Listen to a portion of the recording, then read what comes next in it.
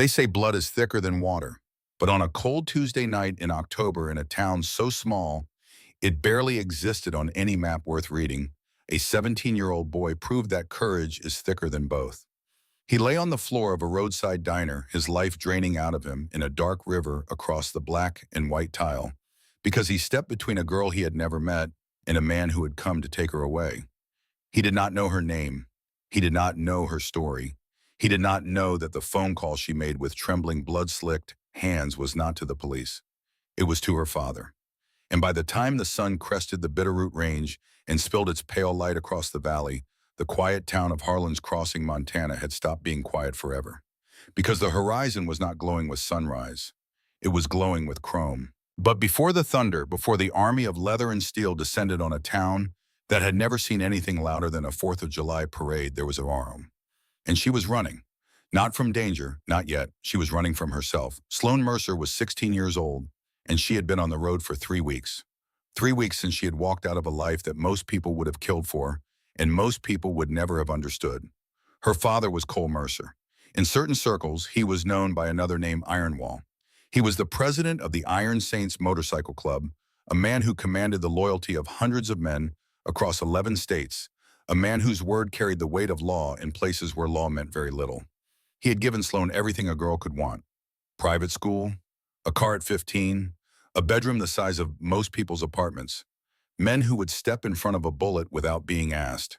Everything that is except a choice. Sloan did not want the leather. She did not want the clubhouse with its permanent smell of engine oil and cigarette smoke, and the kind of silence that fell over a room whenever she walked in, the silence of men who knew she was the president's daughter and adjusted themselves accordingly. She did not want the armed escorts to school. She did not want the way grown men twice her size averted their eyes when she passed like she was something sacred and untouchable. She did not want to be a princess in a kingdom built on gasoline and silence and a code she had never agreed to follow. And she did not want to be a bargaining chip. That was the word that kept coming back to her those last weeks in Reno. Chip. She had heard it used in context she was not supposed to hear, the late-night conversations in her father's office that she had learned to listen to from the hallway, her back against the wall, her breathing controlled and quiet the way she had taught herself since she was 8 years old. She had heard her name mentioned alongside the name of a man she had met exactly once, the son of the Nevada chapter president, a strategic alliance. Not forced. Cole Mercer was not entirely that kind of man, but planned, discussed, decided without her. She was gone before the sun came up the next morning. $400 in cash from the emergency roll she kept in her boot. Her bag packed in under 6 minutes, jeans, 2 sweaters, her worn copy of a novel she had read 4 times, a photograph of her mother she kept folded inside the back cover. She walked out the side door of the Reno compound at 4 in the morning while the night watch was changing shifts. She had studied the shift rotation for 3 weeks. What she did not account for was Derek Sallow, though she would not know his name in this context for 3 more weeks. She did not know that 6 months before she left, she had mentioned to another club member in a conversation she had considered private that if she ever wanted to disappear, she would go north through Las Vegas because no terminal in the country made her feel more anonymous. She did not know Sallow had been in the hallway. She did not know he had filed it away. She caught a Greyhound south at 4:45. She ditched her phone in a trash can outside the bus terminal. She cut her hair short in a gas station bathroom in Henderson, not because she thought it would fool anyone for long, but because it felt like shedding a skin she had worn too long. She paid cash for everything. She kept her head down. She did not use her real name. For 3 weeks, she was nobody. She was good at it. She had grown up in a world where survival was a skill taught young and learned hard. She knew how to read a room in 2 seconds. She knew how to spot the man in a crowd who was watching the exits instead of the show. She knew the difference between someone who was dangerous and someone who was only pretending to be. 3 weeks of cheap motels and cold bus stations and meals from vending machines had turned her $400 into 23. Her clothes smelled like diesel and stale coffee. She had blisters on both feet from boots made for looking good, not for walking highway shoulders. And then at a Greyhound terminal in Las Vegas, she made the mistake that changed everything. She grabbed the wrong bag. It was a simple error, the kind that happens 100 times a day in bus terminals across the country. Two black nylon duffels identical in every way, same dimensions, same brand, no name tags. Hers had been tucked under the seat in front of her. So had his. When the bus lurched to a stop and the overhead lights came on, and 40 people stood and shuffled toward the exit, all at once she reached under the seat, grabbed the strap, and walked off the bus without a second thought. She did not discover the mistake until 2 hours later. She was in the back of a pickup truck heading north on I-15, hitched from a retired school teacher heading to Missoula. She unzipped the bag for her water bottle and found what was inside. It was not her clothes. It was not her water bottle or her novel or her mother's photograph. Inside the bag, wrapped tight in rubber bands and stacked in neat bricks, was more money than Sloane had ever seen outside her father's safe. She did not count it. She did not need to.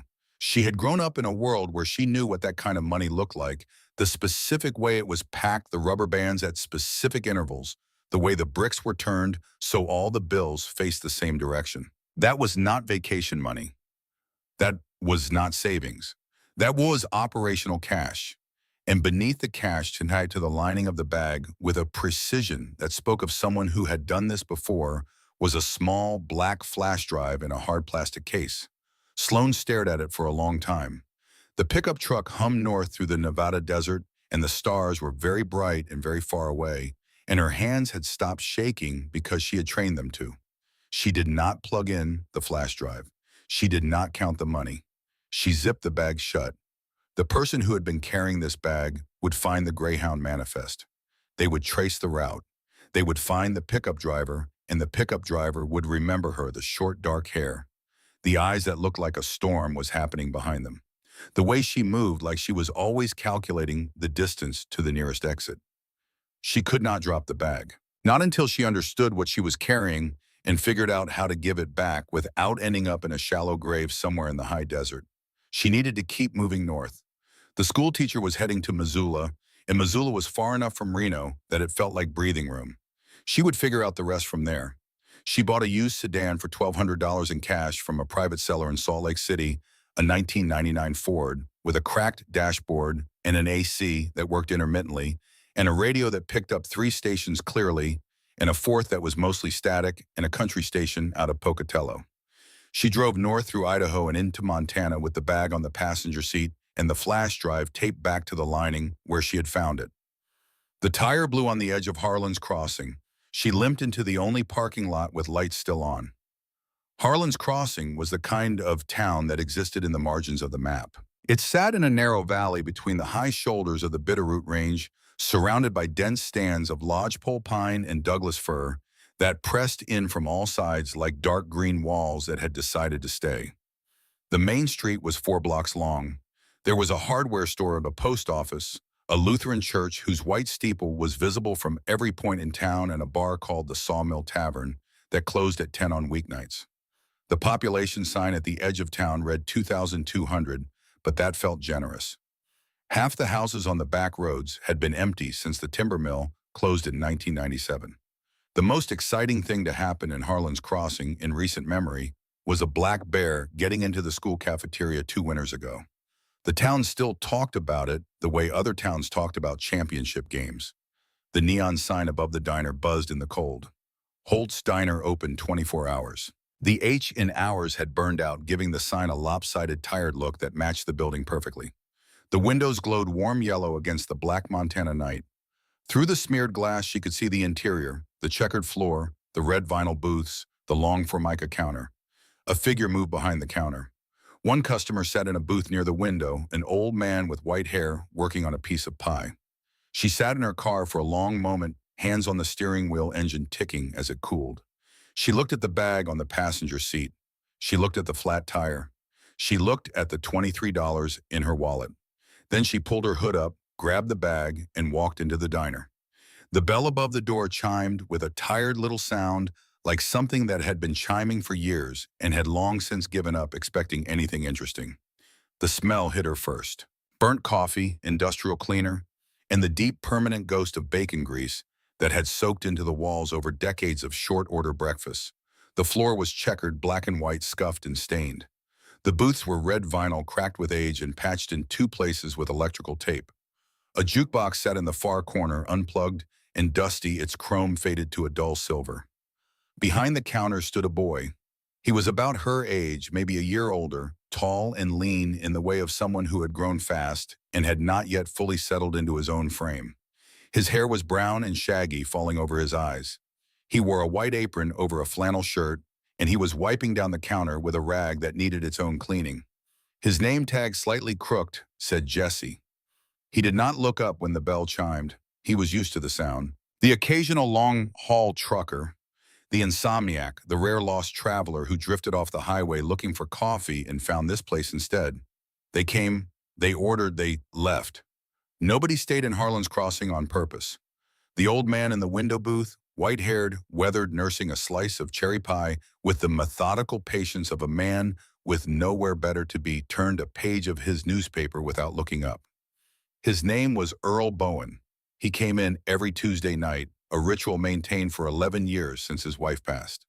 He was 74, retired from 30 years as a court clerk for Harlan County, and he noticed everything with the quiet, comprehensive attention of a man who had spent his career watching people tell the truth and lie and be unable to tell the difference between the two.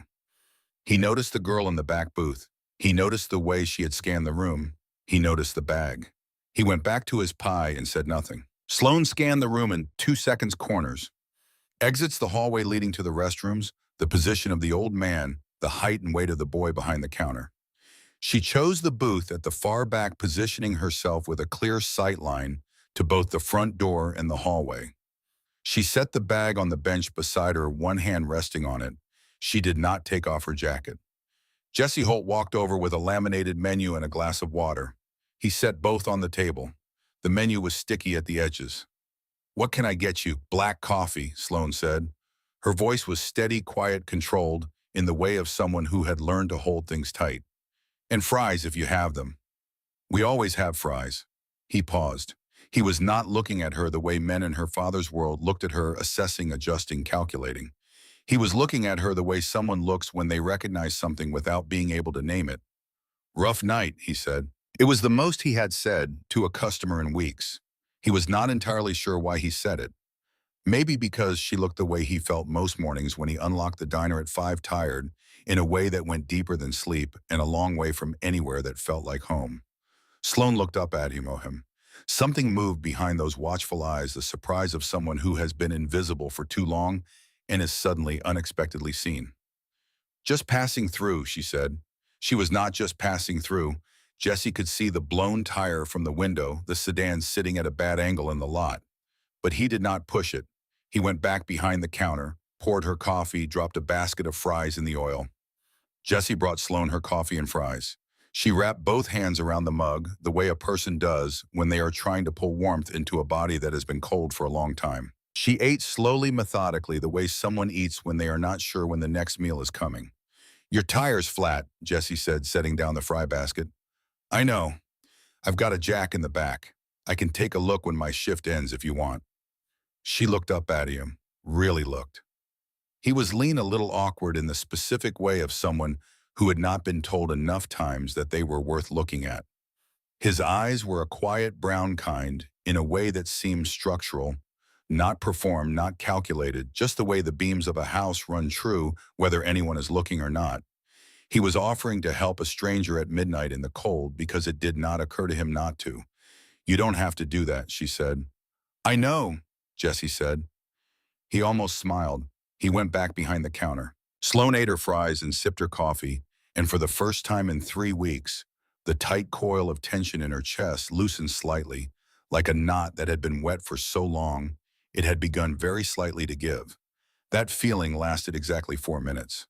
The bell above the door chimed again, and the air in the diner changed. Not a sound, a shift. The way the barometric pressure drops before a serious storm. A change in weight and temperature and possibility. She felt it before she saw it. Her hand moved to the bag before her eyes reached the door. 4 men walked in. They were not truckers. They were not locals. They were in their mid-20s, wearing expensive streetwear that had no business in a diner that smelled like decades of bacon grease. Clothing that announced money in the way of men who want you to know they have it and to think carefully about what that means. Two of them were heavy, broad, and thick across the shoulders, with the flat, patient eyes of men who had done ugly things and found them easy. The third was wiry and twitchy, his gaze jumping around the room the way a cornered animal checks for exits. The fourth man made Sloane's blood drop 10 degrees. He was lean with sharp cheekbones and a tattoo of a scorpion climbing the side of his neck, the tail curling up behind his ear. He moved with a loose, deliberate ease. Hands in his pockets, weight forward on the balls of his feet, the practiced stillness of a man who had learned long ago that the most dangerous thing in a room is the thing that does not move. His name was Doyle. She knew him not personally, but with the bone-deep recognition of someone who had grown up in rooms full of men who inhabited the same frequency. She had seen him once at a distance at a meeting in Reno she was not supposed to know about. He worked for Nolan Voss. He handled problems that required a certain kind of handling. He spotted her immediately. He did not shout. He did not rush. He walked toward her booth with the unhurried confidence of a man who had already decided how this was going to end and saw no reason to be theatrical about it. "There she is," Doyle said. His voice was quiet, almost conversational. That was worse than shouting. Shouting meant emotion. Emotion meant limits. Quiet like this meant none. The girl with the bag. Sloane did not move. She set her coffee mug down with a steady hand. She gripped the edge of the table and focused on the physical sensation of the formica pressing into her palm. That was how you kept your voice level and your face still when every nerve in your body was screaming. "Walk away, Doyle," she said. "I grabbed the wrong bag. I will give it back. But I am not getting in a car with you." That's not really the offer on the table. He stopped at the end of her booth. The other three spread out behind him, two blocking the front door, one drifting toward the back hallway. "Mr. Voss wants the bag, and he wants you. Tonight." "There's an old man right there," Sloane said, her voice deliberately louder, making sure Earl in the corner could hear every word. "And a phone. And the county sheriff's office is 6 minutes up the highway. You want to add kidnapping to whatever else you've got in outstanding." Earl Bowen had gone very still. One gnarled hand was moving toward the inside pocket of his coat. Doyle looked at her for a moment. He had expected fear. He had been given defiance, and he was adjusting. "Last chance," he said. "Stand up, bring the bag, walk out the door." "No," Sloane said. The word dropped into the silence of the diner like a stone into still water. Doyle reached across the table and grabbed her wrist. His grip was of vice fingers digging in, pulling her forward to the coffee mug, tipping and shattering on the floor. "I wasn't asking," he said. Behind the counter, Jesse Holt had watched the entire scene unfold with a cold dread that had started in his stomach and risen steadily into his throat. He knew he should stay back. He knew these men were a different order of dangerous than anything Harlan's Crossing had ever produced. The smart move, the safe move, was to ease back into the office, call 911, and wait. His hand was actually on the office door. Then he saw Doyle grab her wrist. He saw the pain flash across her face, quickly suppressed, quickly buried, because she was too controlled or too proud to give Doyle the satisfaction of seeing it land. And he saw her eyes, not just fear, the cold, clear look of someone who has calculated the odds and knows with absolute certainty that if she walks out that door, she is not coming back. Jesse Holt did not think. He did not calculate. He put both hands on the counter and vaulted over it. His sneaker caught the edge of the reach-in cooler and sent a rack of condiment bottles clattering to the floor. But he stuck the landing. He crossed the diner in 4 steps and put himself between Sloane and Doyle. His chest was heaving. His hands were shaking. He was holding a dish rag in his right fist like it was the only weapon he had, because it was. "Let her go," Jesse said. His voice cracked on the second word. He was terrified. Every nerve in his body was screaming at him to back up, to step aside, to be reasonable. His feet did not move. Doyle released Sloane's wrist and turned his full attention to Jesse. He looked at him the way a man looks at something slightly unexpectedly interesting before he decides what to do with it. "Go pour some coffee, kid. This is grown-up business." "Let her go," Jesse said again, louder.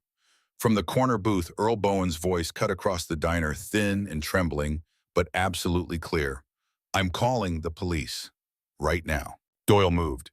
He was faster than Jesse expected, faster than a man that size had any right to be. He pulled a collapsible baton from inside his jacket and flicked it open with a sharp metallic snap that rang through the diner like a starter's pistol. He swung it at Jesse. The baton caught him across the left forearm, with a crack that echoed off the tile walls. The pain was immediate and enormous, white-hot, traveling up his arm and into his shoulder like an electrical current. Jesse gasped, staggered, but did not go down. Something surged through him. Not bravery, not exactly. More like the thing that lives beneath bravery, the thing that activates when all other options have been taken away. He shoved Doyle backward with both hands hard. Doyle stumbled, genuinely surprised by the force. "Get him," Doyle said. "Run," Jesse yelled at Sloan. "The back go out the back." Sloan scrambled out of the booth, grabbing the bag. But the wiry one was already in the hallway, cutting off the exit, and one of the heavy ones was coming at her from the side. Jesse threw himself at the nearest man, the one moving towards Sloan. They crashed into a booth table, sending the napkin holder, salt shaker, and ketchup bottle flying across the floor. They went down together in a tangle of arms and furniture. Jesse fought with everything he had. It had no technique behind it. It was pure animal desperation, the kind that does not count odds, but simply refuses to stop. He caught the man with a right hook that surprised them both, solid enough to snap the man's head back and buy him a half second. But there were four of them, and they were professionals. Sloan had not run. She could have. The wiry one had left the hallway to help pin Jesse, and for 3 seconds the back exit was clear. She had spent 3 weeks learning how to disappear. She watched Jesse, this boy she had known for 15 minutes, fighting 3 men twice his size wild, and losing ground, a punch to the ribs that bent him double, a knee that caught his thigh. He kept fighting. She grabbed the nearest heavy object, an old-fashioned glass ketchup bottle, the thick-waisted kind that weighed close to 2 pounds. She gripped it by the neck, stepped in, and swung it with both hands at the back of the nearest man's skull. It did not break like in the movies. It connected with a dense, wet thud that she felt all the way up her forearms. The man dropped instantly, folding at the knees and hitting the floor like something had cut his strings. The distraction cost Jesse a fraction of a second. He turned toward the sound. That was when Doyle came from behind. The baton was gone. In his right hand, angled down and easy, was a knife. A 5-inch switchblade with a matte black handle. The overhead lights caught the blade in a thin white line. Sloan saw it first. Jesse. He turned, not fast enough. The blade went in below his left ribs, angled up. One motion, efficient and practiced. The sound it made was intimate and terrible. A sound Sloan would carry with her for the rest of her life, waking her from sleep years later in a cold sweat when the world had otherwise become quiet and safe. Jesse's eyes went wide. He looked down at the knife, at Doyle's hand, at the dark bloom spreading across his flannel shirt. His expression was not pain. It was pure, uncomprehending surprise, as if his body had simply not yet passed the information along. Doyle withdrew the blade. The blood came immediately. Dark, fast, impossibly warm. Jesse fell to his knees. Then he fell to his back. The checkered tile was cold beneath him hard and indifferent, and the fluorescent light above hummed its tuneless hum, and his blood spread outward across the floor in a slow, dark tide. In the distance, sirens, thin but coming. Earl had gotten through. "Ups," the wiry one hissed. "We've got to move." Doyle looked at Jesse on the floor. He looked at Sloan. He pointed the knife at her, a slow, deliberate gesture, like marking something on a list. "This isn't over," he said. "Tell your father we're coming for the bag." Then they ran. All four out the front door into the Montana night, the Escalade fishtailing out of the parking lot just as the first red and blue lights appeared on the highway. Sloan was on her knees beside Jesse before the sound of the engine had faded. The floor was a ruined glass and ketchup and the spreading dark pool of his blood already soaking through the knees of her jeans. His face was gray. His eyes were open but unfocused, aimed at the buzzing fluorescent light above him, with the blank, clouded gaze of someone receding from the room. Sloan did not panic. She had grown up in clubhouses where men came in bleeding from things worse than bar fights. She had watched her father's medic work on kitchen tables under bad light. She knew pressure. She knew the voice that kept someone present. She ripped off her jacket, balled it tight, and pressed it into his side with both hands, leaning her full weight in. "Jesse," her voice was flat, forceful. "Look at me. Do not close your eyes." His gaze drifted to her face. He coughed a thin, wet sound that she recognized and did not let herself name. "You're okay," Jesse whispered. His voice was barely there, dry and distant, like a radio losing its signal. "They didn't take you." "No," Sloan said. Her eyes were burning. She did not let them fall. They didn't. Because of you. You held the line. Jesse tried to smile. It was pale and lopsided, and it broke something in Sloan Mercer that she had not known she was capable of breaking. Good, he breathed. That's good. His eyes rolled back. His body went slack beneath her hands. No. She pressed harder. No, Jesse, stay with me. Earl Bowen was beside her, pressing a stack of paper napkins over her hands, his arthritic fingers steadying. Ambulance is coming, girl, he said. His voice was shaking, but his hands were not. 3 minutes. Hold on. Sloan did not take her hands off the wound. She talked to Jesse. She told him to hold on. She told him the ambulance was close. She told him she was not going to let him go. She meant it more than she had meant anything in 16 years. 3 minutes felt like a geographic distance. The paramedics came in fast, 2 of them clipped in urgent cutting away, Jesse's flannel shirt starting IV lines, with the precise efficiency of people who had learned that time was not a concept but a quantity. They moved with a speed that told Sloan everything she needed to know about how close this was. They loaded him onto the stretcher. They loaded the stretcher into the ambulance. And then they were gone, lights and sirens into the dark. Sloan stood in the middle of the ruined diner. She was covered in his blood. Her hands were red to the wrists. Her jacket was somewhere on the floor, soaked through and dark. She was shaking not from fear. The fear had burned away somewhere in the last 15 minutes, replaced by something cold and hard and very clear. A deputy tried to stop her, asked her to wait, said they needed a statement, said there was a patrol car that could take her. She looked at him with the eyes of someone who had just watched a boy she knew for 15 minutes bleed out on a floor for her, and something in that look made him step back. She walked past him into the rain.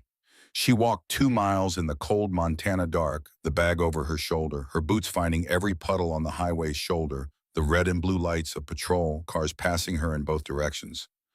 She did not feel the cold. She felt only one thing, a burning, crystalline certainty that settled into her bones like metal cooling into its final shape. This was her fault. This boy, this quiet, kind, impossibly brave boy she had known for 15 minutes, was on an operating table because she had walked through his door carrying a problem she had no right to bring to him. She could not undo the knife, but she could make sure it meant something. She could make sure the people who did this answered for it. And she could make sure that Jesse Holt did not bleed out in the dark of a Montana night without someone fighting for him the way he had fought for her. She dialed the number from memory, a number she had memorized years ago and sworn she would never use except at the end of the world. The world had ended. The line rang twice. Yeah, deep, no greeting. Just a single syllable like gravel rolling in a cement drum. Daddy. The silence on the other end was total and immediate. The silence of a man whose heart has stopped between beats. Sloan. His voice shifted, the warmth stripped away, replaced by something that was the auditory equivalent of a weapon being made ready. Where are you, Montana? A town called Harlan's Crossing. She swallowed. I'm okay. But Daddy, they found me. Doyle.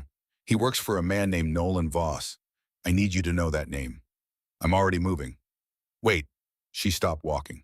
The highway was empty in both directions, the pine trees' black walls on either side, the stars enormous overhead. Listen to me first. A pause. He was listening. There's a boy named Jesse Holt. He's 17. He works at a diner here. He stepped between me and Doyle tonight and took a knife for me. He is in surgery right now, and I don't know if he's going to make it. Silence. He doesn't know who I am, Sloan continued, and her voice cracked on the last word just barely, just once. He doesn't know who you are. He just saw a girl in trouble and stood up. He bled for me, Daddy. When Cole Mercer spoke again, his voice carried something beneath the granite, the voice of a man confronting something so far outside his control that all the power in the world offers no comfort. What's his name? Jesse Holt. Is he still breathing? Barely. They took him to the county hospital. You tell those doctors money is no object. You tell them Cole Mercer is paying every bill. A pause. And Sloan, tell the boy to hold on. We're coming. Daddy, she said the next words carefully because they were the most important words she had spoken in 3 weeks. You come for him, not for me. You come because a boy is dying for doing the right thing. And you come clean, no rivers, no ditches, no disappearances. You come right, or you don't come at all. The silence stretched long enough that she could hear beneath the wind and the distant sound of engines, the sound of a compound waking up. Voices, boots on gravel, the first low rumble of a motorcycle turning over. "We're coming," Cole Mercer said. The line went dead. Sloan lowered the phone. She looked up at the Montana sky, the stars hard and bright and indifferent, and she breathed in the cold air and let it fill her lungs completely. Then she turned and walked the rest of the way to the hospital.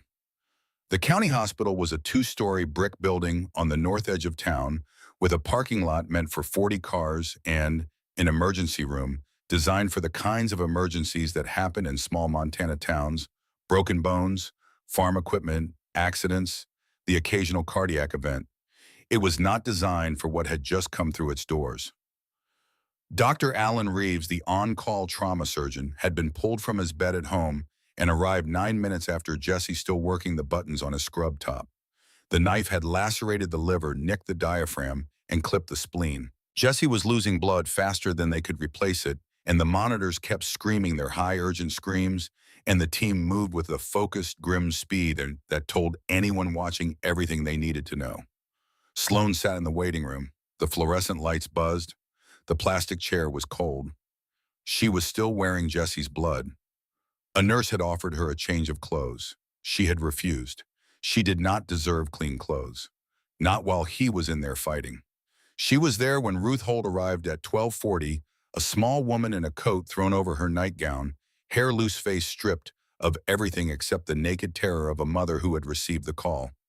Ruth worked 2 jobs days in the hospital laundry evenings, cleaning houses for the families on the east side of town who could afford to have someone else do it. She had been asleep when the call came. She arrived with her hair unbrushed and her rosary already in her hands. Ruth stopped when she saw Sloan. She looked at the blood. "Are you hurt?" Ruth asked. Even now, even in this, her first instinct was to ask someone else if they were hurt. "No, ma'am," Sloan said. "This isn't mine, it's Jesse's. He saved my life tonight." Ruth Holt sat down heavily in the nearest chair and pressed her rosary to her lips and began to pray. Sloan sat across from her and did not leave. You do not explain to a mother whose son is in surgery that an army is coming. You do not explain the flash drive or the money or the man with the scorpion tattoo. You sit with her. You hold the weight of the silence together. You let her pray and you watch the clock and you make a silent promise to the linoleum floor and the buzzing lights and whatever else might be listening. They sat through the darkest hours of the night, two strangers bound by a boy's courage in a pool of blood on a diner floor. Outside, beyond the mountains, beyond the dark ribbon of highway running south through the pines, something was building, a vibration, a pulse, like the earth itself remembering something it had briefly forgotten. Deputy Harris felt it first, the coffee in his cup holder trembling, his rearview mirror shaking the low-frequency tremor of heavy engines on distant asphalt. He sat up straight. He looked in his mirror. The hill 2 miles south was glowing, not with sunrise, with headlights, 200 of them, 3 abreast, running lights blazing, moving in perfect formation down Highway 93 like the advance of something that could not be argued with and would not be stopped. Harris reached for his radio. His hand was shaking. "Dispatch," he said. I need somebody to hear this." The lead bike crested the hill. A massive custom Harley blacked out with a rider who looked less like a man than like something the mountains had assembled and sent down the highway with a purpose. Cole Ironwall Mercer had arrived, and he had not come alone. The Iron Saints arrived at Harlan's Crossing County Hospital at 5:47 in the morning. The sound came first, a low vibration that began somewhere beneath the floor, traveling up through the plastic chair and into Sloan's spine. She had been sitting in the waiting room for 4 hours, still wearing Jesse's blood on her hands, and her jeans, her coffee, untouched and cold on the table beside her. Ruth Holt was asleep in the chair across from her, finally taken by exhaustion, her rosary still threaded through her fingers, her lips still moving faintly with prayers that had outlasted her waking hours. The vibration deepened. The framed photograph on the waiting room wall, a mountain landscape generic and cheerful, shifted slightly on its hook. Then the sound arrived. It rose from the earth like something geological, a rumble that grew into a roar that filled the valley and bounced off the Bitterroot peaks and came back doubled the way thunder does when it has nowhere left to go. The fluorescent lights buzzed in sympathy. The water in the paper cup on the end table beside Ruth trembled in small concentric circles. Sloane stood. She walked to the window. They came around the corner at the bottom of Elm Street in a wave. Row after row of motorcycles' headlights blazing in the early gray light chrome, catching what little dawn had crept over the eastern ridge. They filled the parking lot. They filled the street. They lined the sidewalks on both sides of the hospital entrance and arranged themselves in rows so precise they might have been measured with a carpenter's level. 200 machines, 200 men. Then one by one the engines cut out. The silence moved through the formation like a held breath, starting at the front and traveling back through the ranks until the last engine died and the valley returned to itself, changed quieter in a way that felt different from quiet. Cole Mercer dismounted the lead bike. He removed his helmet, hung it on the handlebar, and walked toward the hospital entrance without breaking stride, without looking at the security guard who had stumbled out the front door with his hand on his holster and the expression of a man deeply reconsidering his career choices. The automatic doors opened. Cole Mercer walked into the waiting room. He did not announce himself. He did not need to. A nurse froze mid-step. An orderly set down his clipboard. The fluorescent hum seemed to quiet. His eyes found Sloane. She was standing at the window, arms crossed, still wearing his daughter's blood. She had not slept. She had not changed. She had not left this room since she walked through its doors 4 hours ago. And the particular quality of her stillness, not resignation, not defeat, but the stillness of a soldier holding a position, made Cole Mercer's chest close around something he did not have a word for. He crossed the room in 3 strides. She did not run to him. She had promised herself she would not collapse into his arms like the little girl she had been the last time the world had fallen apart on her. She was not that girl anymore. She had spent 3 weeks proving it. But Cole did not wait for her to decide. He wrapped his arms around her and she let him just for a moment, one moment, where she was not a strategist or a survivor, or the girl who had held Jesse Holt's life in her hands with her jacket balled against his side. Just a daughter, just his. She felt him exhale against the top of her head. A long, slow breath, the releasing of something he had been holding for 3 weeks. Then she stepped back. "I'm okay," she said, "but he's not." She told him the room number. She told him the surgeon's name. She told him 40%. Cole released her. He turned. His eyes found Ruth Holt, who had been jolted awake by the noise and was now standing pressed against the far wall, clutching her rosary with both hands, her face a mask of terror that had nothing to do with iron saints and everything to do with a woman who had spent 4 hours waiting to hear whether her son was going to live. Cole crossed the room to her. The leather of his cut creaked with each step. His boots were heavy on the linoleum. He was a terrifying figure by any objective measure, the size, the ink, the weathered, road-hardened face, the patches that announced to anyone who could read them that this man had lived outside the margins of ordinary life for 30 years. Ruth Holt was shaking hard enough that the rosary beads clicked softly in the silence. Cole stopped in front of her. He removed his sunglasses. His eyes were red-rimmed from wind and a long, hard night of riding with fear at his back. But they were present. They were human. He went down on one knee. The president of the Iron Saints knelt on the scuffed linoleum floor of a county hospital waiting room before a woman in a nightgown with a coat thrown over it, her hair still loose from sleep, her hands trembling. "Ma'am," Cole said. His voice was low and careful. "My name is Cole Mercer. Your son saved my daughter's life last night." Ruth stared at him. Her lips moved without sound. "There's no math that balances what he did," Cole continued. "No ledger that accounts for it. But I'm telling you this, your boy is under my protection now. He is under the protection of every man standing in that parking lot. The people who put that knife in him, we are going to find them." He stood. The temperature in the room seemed to drop. "And God help them," Cole said quietly, "because the law won't have the chance." Sloane, watching from across the room, felt something shift inside her chest. She had seen her father command rooms. She had seen him intimidate men twice her age without raising his voice. But she had never seen him kneel before anyone. She had set the terms. He had met them. So far. By 9 in the morning, the hospital had reached a state of suspended occupation. The Iron Saints had established themselves with the quiet, disciplined efficiency of men who had done this kind of thing before, not in hospitals, but in territory. Some slept in the waiting room stretched across the narrow plastic chairs with the practiced adaptability of people accustomed to sleeping wherever they stopped. Others patrolled the hallways in pairs, moving slowly, speaking in low voices, holding doors for nurses and nodding to orderlies who had adapted to their presence with the resigned pragmatism of people who had no available alternative. They were unfailingly polite. That was somehow the most unsettling part. Crane Cole's sergeant-at-arms, a lean, scarred man with a shaved head, and the economy of movement of someone who had learned long ago that stillness is its own kind of power, stood outside the ICU doors like a post sunk in concrete. Briggs, the vice president, 6'6" and built like a grain elevator, had taken up position at the elevator bank at the end of the hall.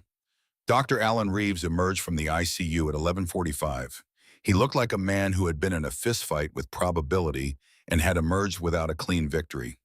His surgical cap was crooked. His eyes carried the weighted exhaustion of someone who had spent hours holding a young life together with skill and equipment and will. He stopped when he encountered the wall of leather-clad men. Cole raised a hand and they stepped back, clearing a path. "Mrs. Holt," Dr. Reeves said, finding Ruth. She stood. Her hands were clasped so tight the knuckles were white. "He made it through the night," Reeves said. The room exhaled. "His vitals have stabilized somewhat. The next 48 hours are still critical. We had to remove the spleen. The liver laceration was significant. If infection stays away and his body responds to the transfusions..." He paused. "He has a chance. A real one. But it's going to be a long road." Ruth pressed the rosary to her lips. Her eyes closed. Tears moved silently down her face. Cole stepped toward the doctor. "What does he need?" Reeves looked up at him. "Excuse me. Equipment, specialists, blood supply. Whatever he needs that you don't have here, name it. I can have a helicopter at your roof in 20 minutes. Dr. Reeves blinked. He was accustomed to working with what a small county hospital provided. He was not accustomed to being offered unlimited resources by a man who looked capable of bench pressing the ambulance bay. "We have what we need for now," Reeves said carefully. "But recovery will be long, months of rehabilitation, possible follow-up surgery." "He'll have whatever he needs," Cole said. It was not a request. It was a statement of fact delivered with the certainty of gravity. He turned to Crane. "Get the treasurer on the line. Set up a fund for the Holt family. Mortgage, utilities, medical, food, everything. Mrs. Holt doesn't see a single bill while her son is fighting." "Done," Crane said, phone already in hand. Sloan watched from across the room. She watched her father operate the authority, the efficiency, the way a room organized itself around him without being asked. He was good at this. He had always been good at this. But she was thinking about the bag at her feet, about what was on that drive, about the fact that none of them were actually safe yet. The double doors at the end of the hallway opened hard enough to announce intention. Sheriff Boyd Gantry came through them like a man who had been building up pressure since 5 in the morning and had finally decided to release the valve. He was broad-shouldered with a silver buzz cut and a jaw built from the same material as the Bitterroot Range. He had held office for 14 years. He had never been outmaneuvered on his own turf. 2 deputies flanked him. Behind them, Detective Walt Pruitt, thinning hair, nicotine-yellowed fingers, the carefully neutral face of a man who had learned to keep his reactions to himself. His eyes moved over the room with a precision that cataloged information the way a man catalogs information he intends to pass along. Sloan noticed. She filed it away. "All right," Gantry announced. "Mr. Mercer, we need to talk. Right now." Cole turned slowly. He looked at Gantry the way a river looks at a rock it intends to go around with patience without particular concern. "You cannot occupy a municipal building with a private army," Gantry said. His face was working toward red. "You're disrupting hospital operations. You're frightening my citizens. I want your men out of this parking lot by noon, and I want them out of this county by sundown." Cole took one step toward him. The physical difference was not enormous. The presence difference was absolute. "My men are parked on a public street and in a public parking lot," Cole said. His voice was conversational, almost gentle. "They are waiting for news on a boy who was nearly murdered in your county last night. They are not blocking roads. They are not threatening anyone. They are standing in a parking lot." A pause. "Is that a crime in Harlan's Crossing, Sheriff?" This is an active investigation, Gantry said, and you are interfering with interfering. Cole let the words sit for a moment. Sheriff, if we were interfering, you would know it. We have been cooperative. In fact, he nodded to Crane. Crane produced a folded piece of paper and held it out toward Gantry. Black 2019 Chevy Escalade stolen plates out of Billings, Crane said. Abandoned on Forest Road 7, approximately 4 miles northeast of town, near the river crossing. We've had eyes on it since 4 this morning. Haven't touched it. Waiting on your team. Gantry looked at the paper. He looked at Pruitt. Pruitt's expression had not changed, but something moved through his eyes, a calculation swiftly completed and swiftly buried. How did you find it that fast? Pruitt asked. His voice was flat and professional. We have more eyes than you do, Cole said simply, and we're motivated.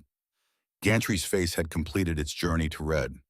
He was beaten, and he knew it, and the knowledge did not sit well on a man who had spent 14 years being the largest presence in every room he entered. He issued instructions to his deputies and turned back to Cole. If one person in this town is harassed, we're not here for the town, Cole said. We're here for the men who put a knife in a 17-year-old kid. When we find them, Sheriff, a pause that functioned as punctuation. You'll want to find them first. Gantry's boots were loud and angry on the linoleum as he left. Pruitt followed.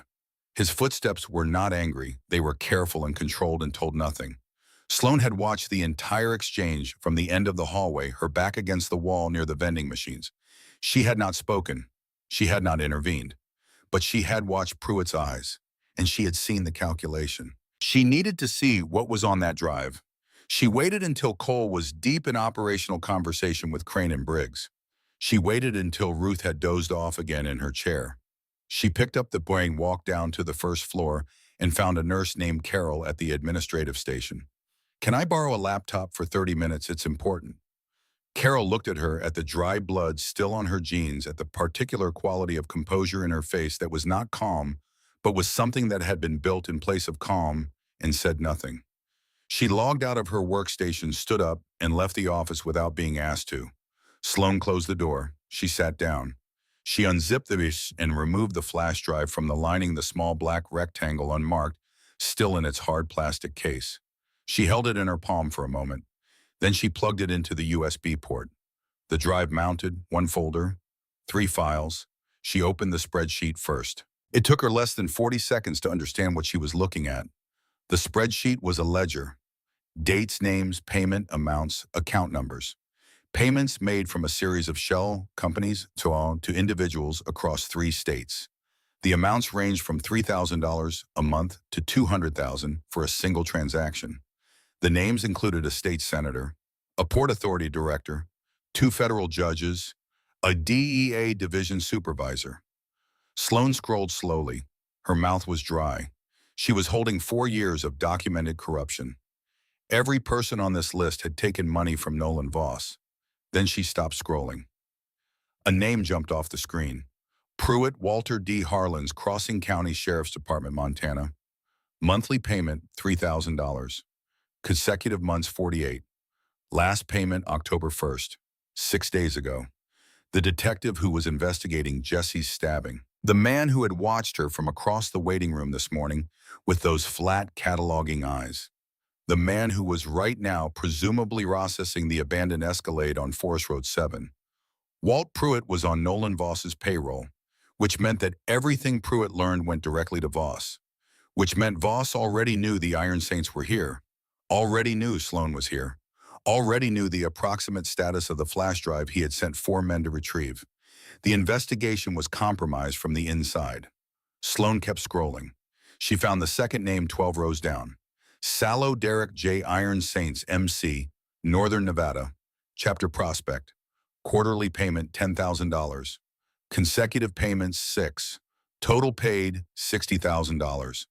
Handler contact D.W. Voss Organization. Sloan stared at the entry until the letter stopped meaning anything and started meaning everything again. Derek Sallow, 22 years old. Northern Nevada prospect assigned to the Reno compound 8 months ago. He had been at the compound the night she left. He had been one of the men assigned to watch the perimeter that night. He had known her habits. He had known she preferred Greyhound over flying because she did not like leaving paper trails. He had known she liked to route through Las Vegas. He had been in the hallway 6 months ago when she had mentioned it without thinking.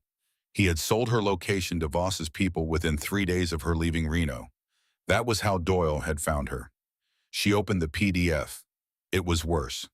Financial routing diagrams, shell company structures, offshore account numbers, wire transfer records totaling across 4 years somewhere north of $300 million.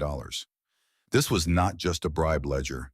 This was the complete digital architecture of Nolan Voss's money laundering operation.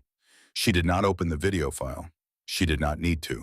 She sat in the quiet office with the fluorescent light humming above her and thought with the cold, complete focus of someone who understood exactly how much danger they were still in. If she went upstairs and handed her father the flash drive and told him everything, Cole Mercer would know what to do. He always knew what to do.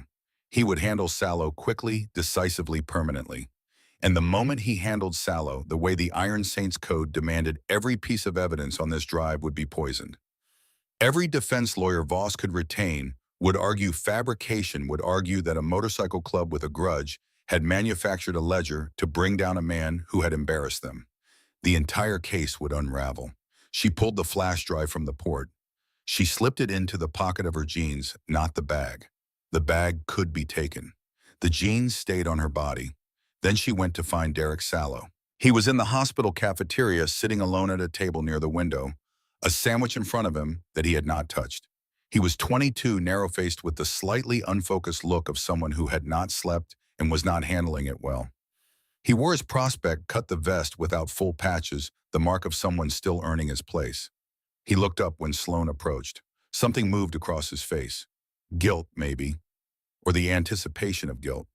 "Hey, Sloan," he said. He tried for casual. He missed by miles. "Glad you're safe. Your dad was—" "I need to ask you something," Sloan said. She sat down across from him. She did not set her bag down.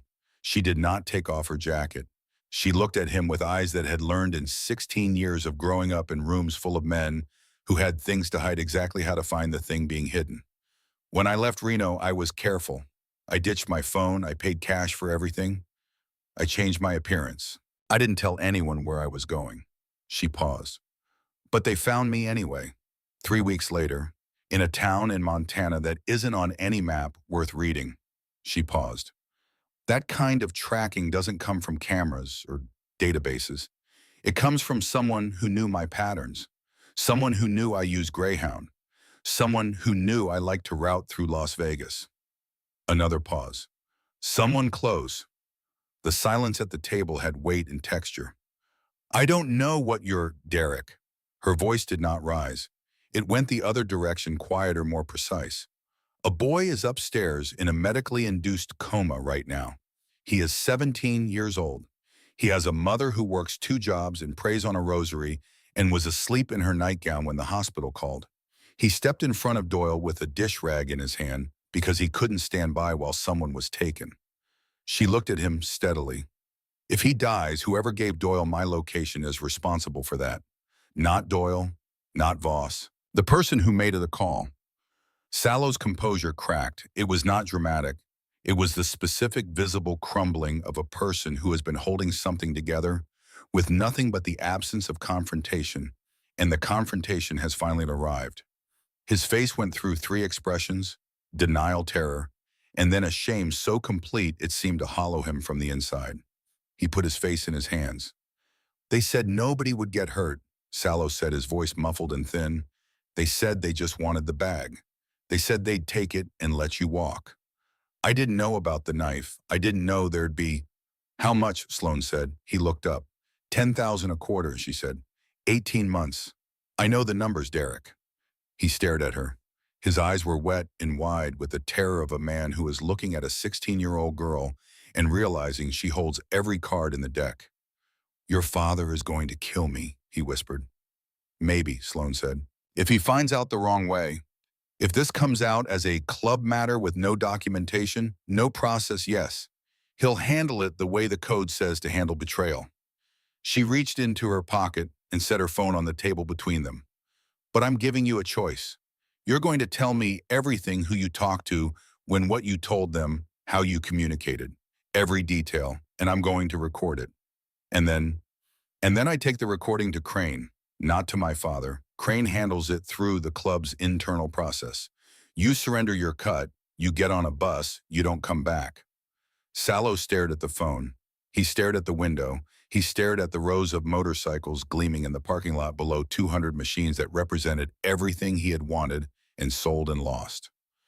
You're smarter than him, he said quietly. He did not mean it as a compliment or an insult. It was just a fact he was arriving at too late. I'm his daughter, Sloan said. Start talking. Sallow talked for 24 minutes. He told her everything, how Voss's people had first approached him at a bar in Henderson, how it had started with small things, club travel schedules, meeting dates, things that felt harmless enough that he had been able to tell himself they were harmless, how it had escalated gradually the way all such things escalate, until he was providing location intelligence on Sloan within 72 hours of her departure. He told her the name of Voss's handler. He told her the method of contact. He told her the date and content of every communication he had had regarding Sloan's movements. Sloan recorded every word. When it was done, she picked up the phone and stood. Stay here, she said. Don't talk to anyone. Don't leave this table. If you run, my father will find you. And then there won't be a process. Sallow nodded.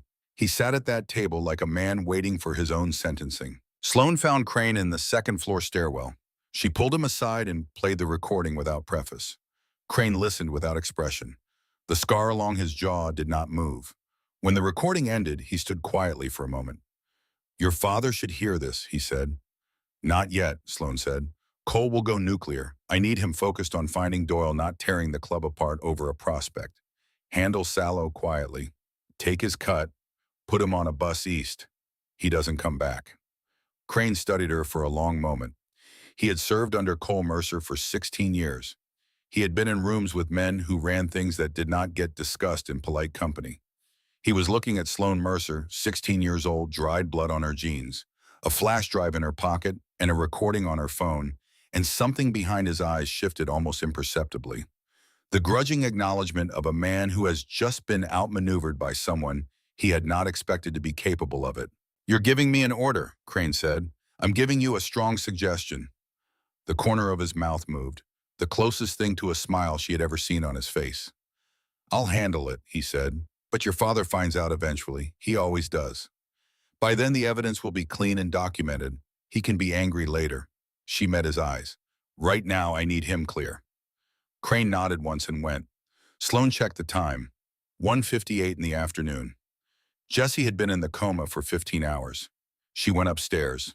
The nurses led her into the ICU.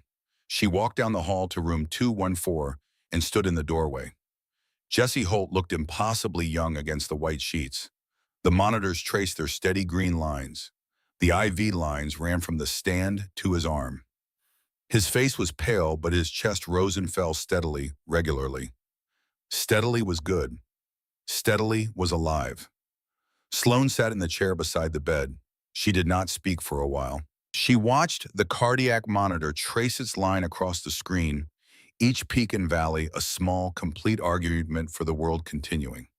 She picked up his hand. It was cold. She held it.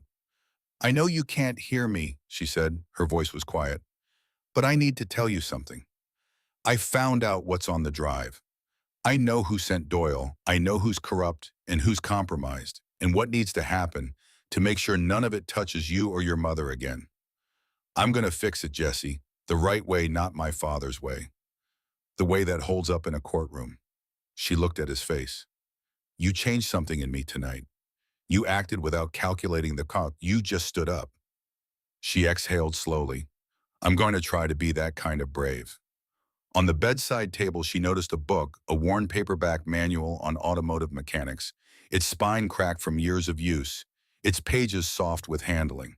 She picked it up, read the cover, set it back down carefully. Ruth had told her about the car, the Ford Taurus in the garage with the blown transmission that Jessie's father had left behind when he drove away and never came back.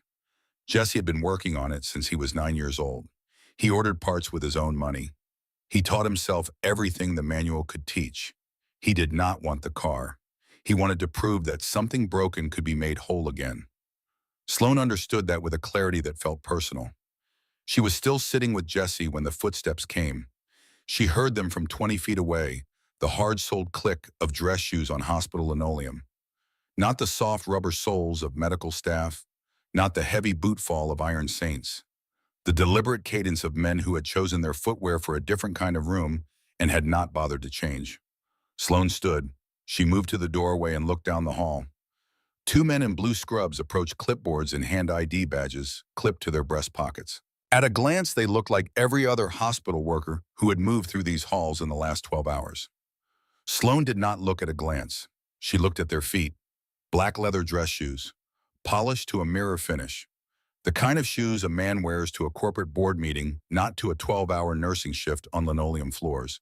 And beneath the loose fabric of the scrub pants on the man to the right, the rectangular outline at the ankle that she had been trained from the time she was old enough to notice things to recognize. A holster. Sloane stepped back into the room. She pulled out her phone and typed to Crane's number, 2 men. Scrubs fake, hard-soled shoes armed. ICU hallway, coming toward 214. Now. She hit send. Then she looked at Ruth, who had come in an hour ago and was dozing in the corner chair. Mrs. Holt. Sloane touched the woman's shoulder, firm but gentle. I need you to come with me right now. Ruth blinked awake, reaching instinctively for her rosary. What's wrong? Please trust me. There's a restroom at the end of the hall, second door on the left. I need you to go there right now and lock the door and not come out until I come for you. The urgency in Sloane's voice cut through Ruth's drowsiness, directly to the part of a person that simply responds. Ruth stood and moved toward the door. Go now, Sloane said. Left, then the second door. Ruth went. Sloane turned back to face the hallway. She pulled up the camera on her phone and pressed record.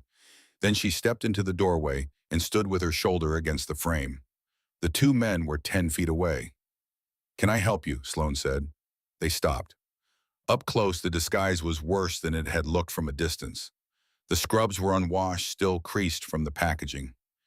The ID badges bore the emptiness of stock photos. And their eyes, flat empty, professionally careful, had nothing in common with the exhausted, compassionate faces of the nurses who had been working Jesse's ward for 4 days straight. We're here to check the patient's vitals, the one on the left said. Measured, rehearsed. His nurse was here 18 minutes ago, Sloane said. His vitals are stable and logged. And your names are on the rotation board. I checked. She had not checked the rotation board.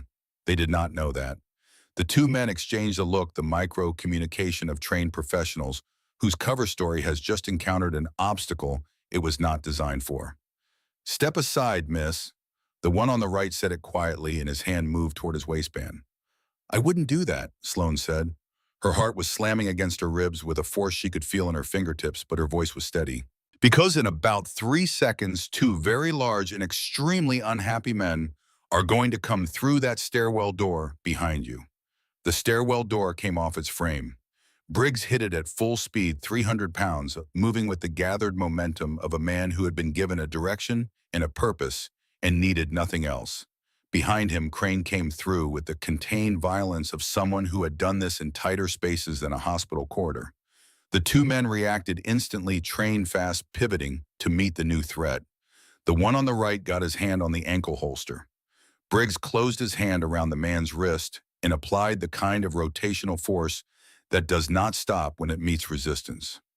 The man's scream was short cut off when his back met the hallway wall with enough force to crack the drywall. The second man tried to run. Crane caught him by the collar of his stolen scrubs and converted his forward momentum into a controlled backward arc that ended with the man face down on the linoleum with Crane's knee between his shoulder blades. The clipboard clattered to the floor.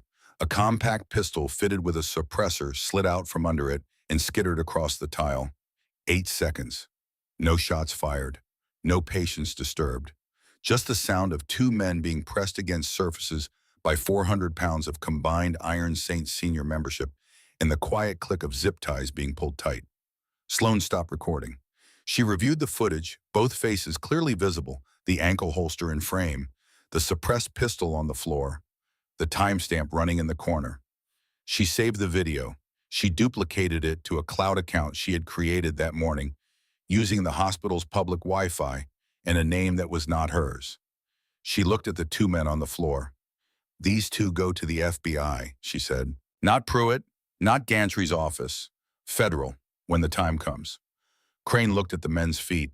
He looked back at Sloan. He said nothing.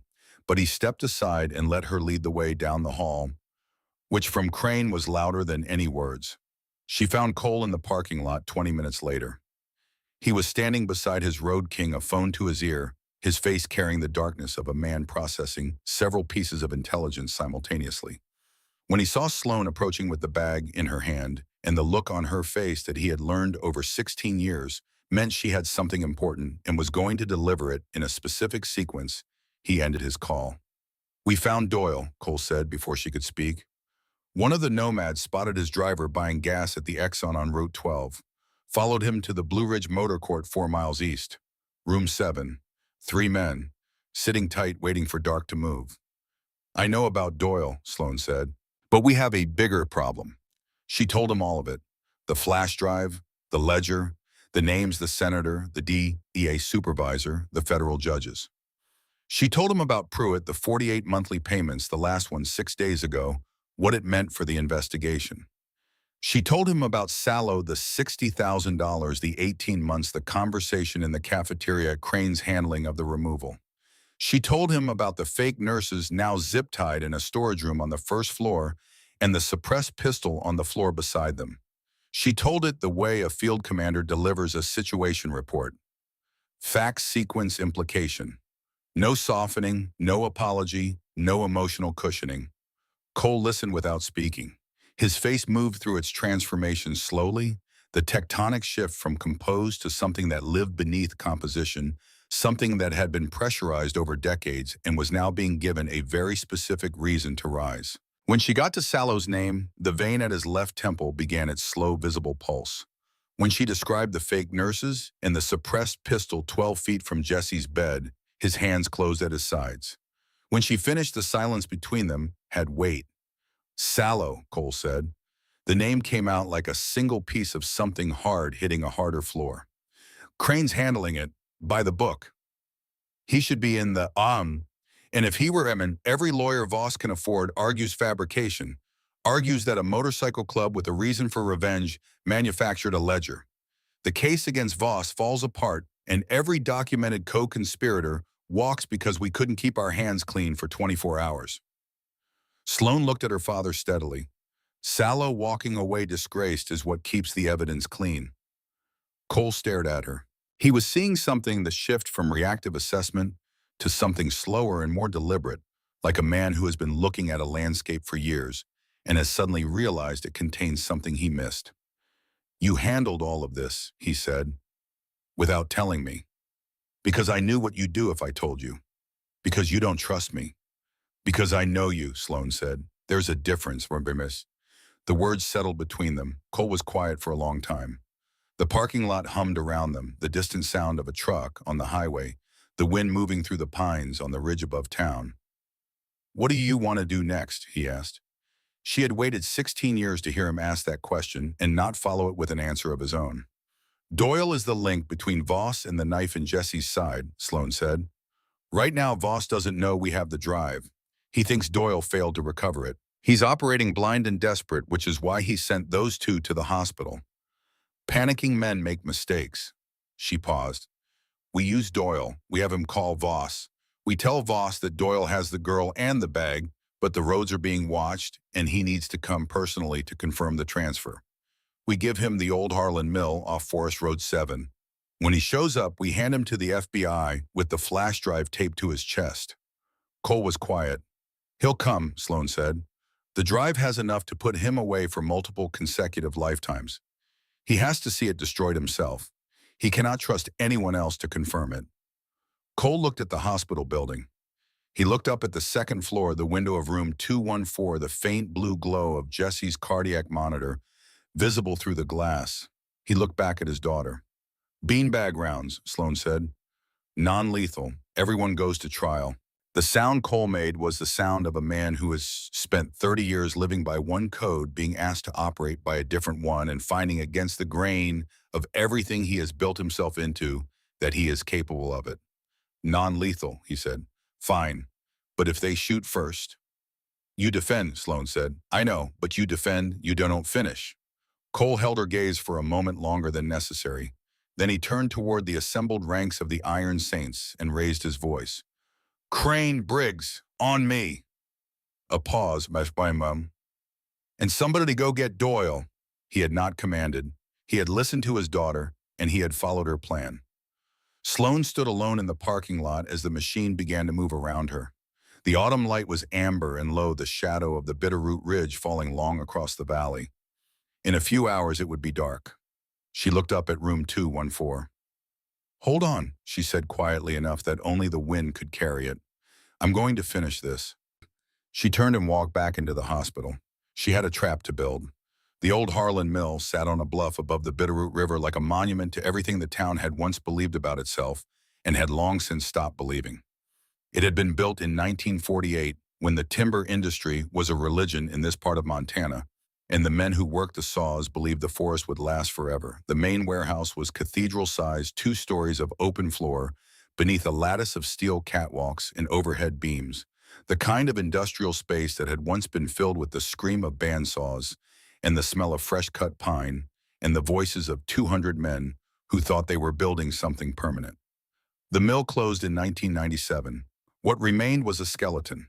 Corrugated metal walls punched through in a dozen places by decades of winter storms.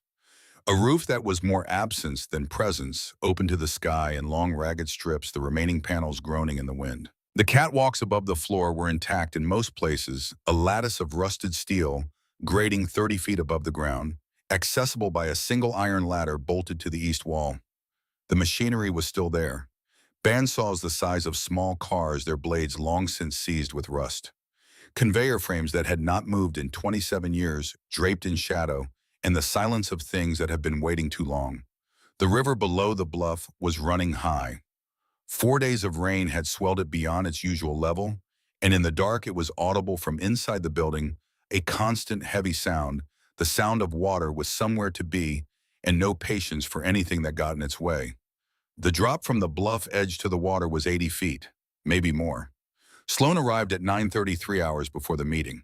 The dry cleaning van moved down Forest Road 7 without headlights, navigating by the pale light of a 3/4 moon that came and went between the clouds. The road was a river of black mud.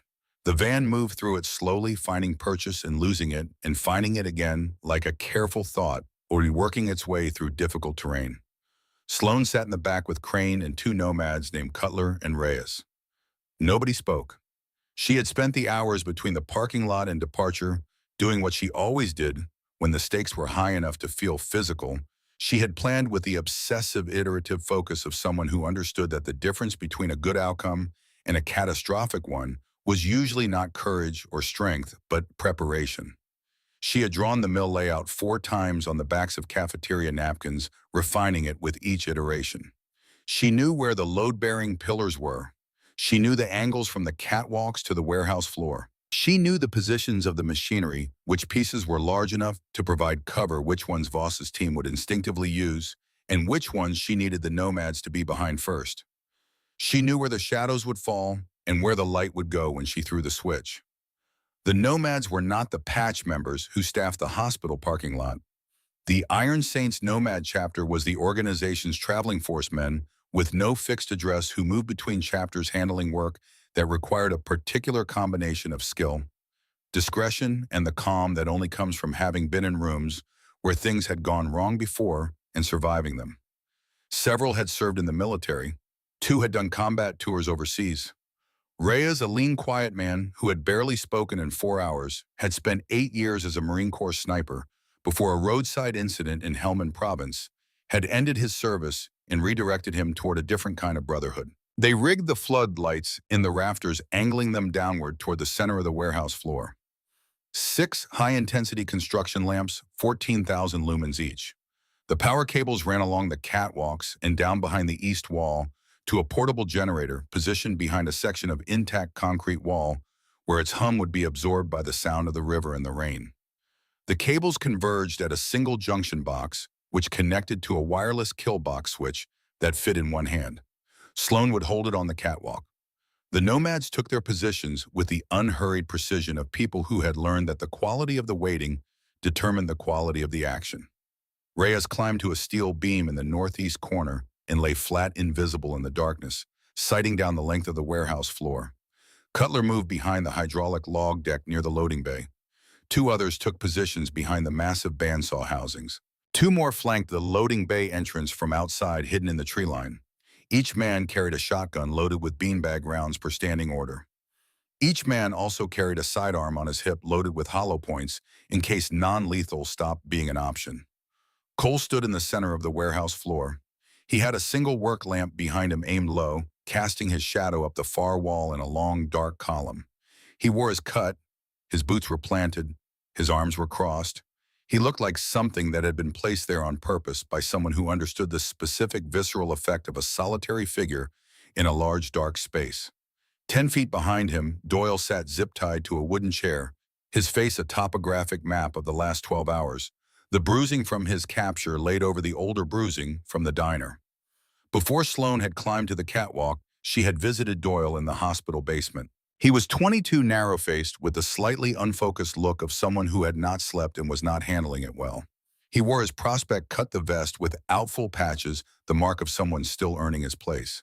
He looked up when Sloan approached. Something moved across his face. Guilt, maybe, or the anticipation of guilt. He sat in a folding chair. His dead eyes had come back to life alive now, with a watchful, calculating quality. The eyes of a man who had accepted his situation and was spending every available moment searching for the angle that was not yet visible. "Here's what's going to happen," Sloan said. "You're going to call Nolan Voss. You're going to tell him that you have me and you have the bag. You're going to tell him the biker situation is under control, but the highways are being watched, so he needs to come to you. You're going to give him the address of the old mill off Forest Road 7, and you're going to sound convincing. And if I don't, then I hand the flash drive to the FBI tonight. Your name is on it, Doyle. 6 payments totaling $80,000. You're not just a hired hand, you're a co-conspirator. Without Voss here to cut a deal, the full weight falls on you. 25 to life federal." Doyle stared at her. The calculation behind his eyes was almost visible. "If I do this," Doyle said slowly, "what happens to me? You go to jail, but you go as a cooperating witness, not a primary defendant. The difference is 15 years. Doyle was quiet for a long time, long enough that the sound of the building filtered through the walls, the distant hum of the elevator footsteps on the floor above. "Voss will know I talked," Doyle said finally. "The moment this goes federal, he'll know. And Voss has people in federal facilities. He'll also have a 47-count indictment in every resource the Justice Department can bring to bear," Sloan said. "Which is why the deal you're making tonight includes protective custody and relocation. That's not my offer to make, but it's the offer that exists, and it goes away the moment those FBI vehicles hit Forest Road 7. She looked at him. "You have about 6 hours to decide whether you want to be the person who helped build the case or the person who got left behind with it." A silence stretched. "You've done this before," Doyle said. "Not an accusation, just an observation." "No," Sloan said, "but I paid attention to the people who have." Doyle made the call. It lasted 90 seconds. His voice was steady, almost professional. He told Voss that the girl was secured, that the bag was intact, that the biker situation had been handled through the local police, and that the mill off Forest Road 7 was the safest extraction point. "Midnight," Voss agreed. His voice on the speaker, thin and impatient, a voice of a man who was used to problems being solved before they reached his desk. He would be there with his team. He wanted the drive. He wanted confirmation that every loose end was tied. Sloan climbed the iron ladder to the catwalk at 11:45. The rungs were cold and slick with rain. Her hands were numb by the time she reached the top. She moved along the catwalk to her position directly above the center of the warehouse floor, behind the railing with a clear sight line to every corner of the space below. She crouched behind the railing and looked down at her father. He was very still. He had always been very still when things were about to happen, as if danger burned away everything that was not essential and left only the core of him, which was something like bedrock. She had spent a long time running from what he was. She was starting to understand that what he was and what she was were not as different as she had needed to believe. The kill switch was in her left hand. Her phone was in her right. She looked down at her father standing alone in the dark and felt a fear so complete and specific that it had a taste. If this went wrong, if Voss's team was better or more numerous, then the intelligence suggested her father would be the first target. She pushed the fear down. She locked it away. There would be time for fear later. Right now, there was only the plan. At 12:03, Crane's voice came through the small radio clipped to her jacket collar. Low and distorted. Two vehicles on the access road. Lights off, moving slow, using the tree line. Sloan pressed transmit. How many? Can't confirm yet. Stand by. A pause, then Crane's voice again tighter. Two Escalades. Black.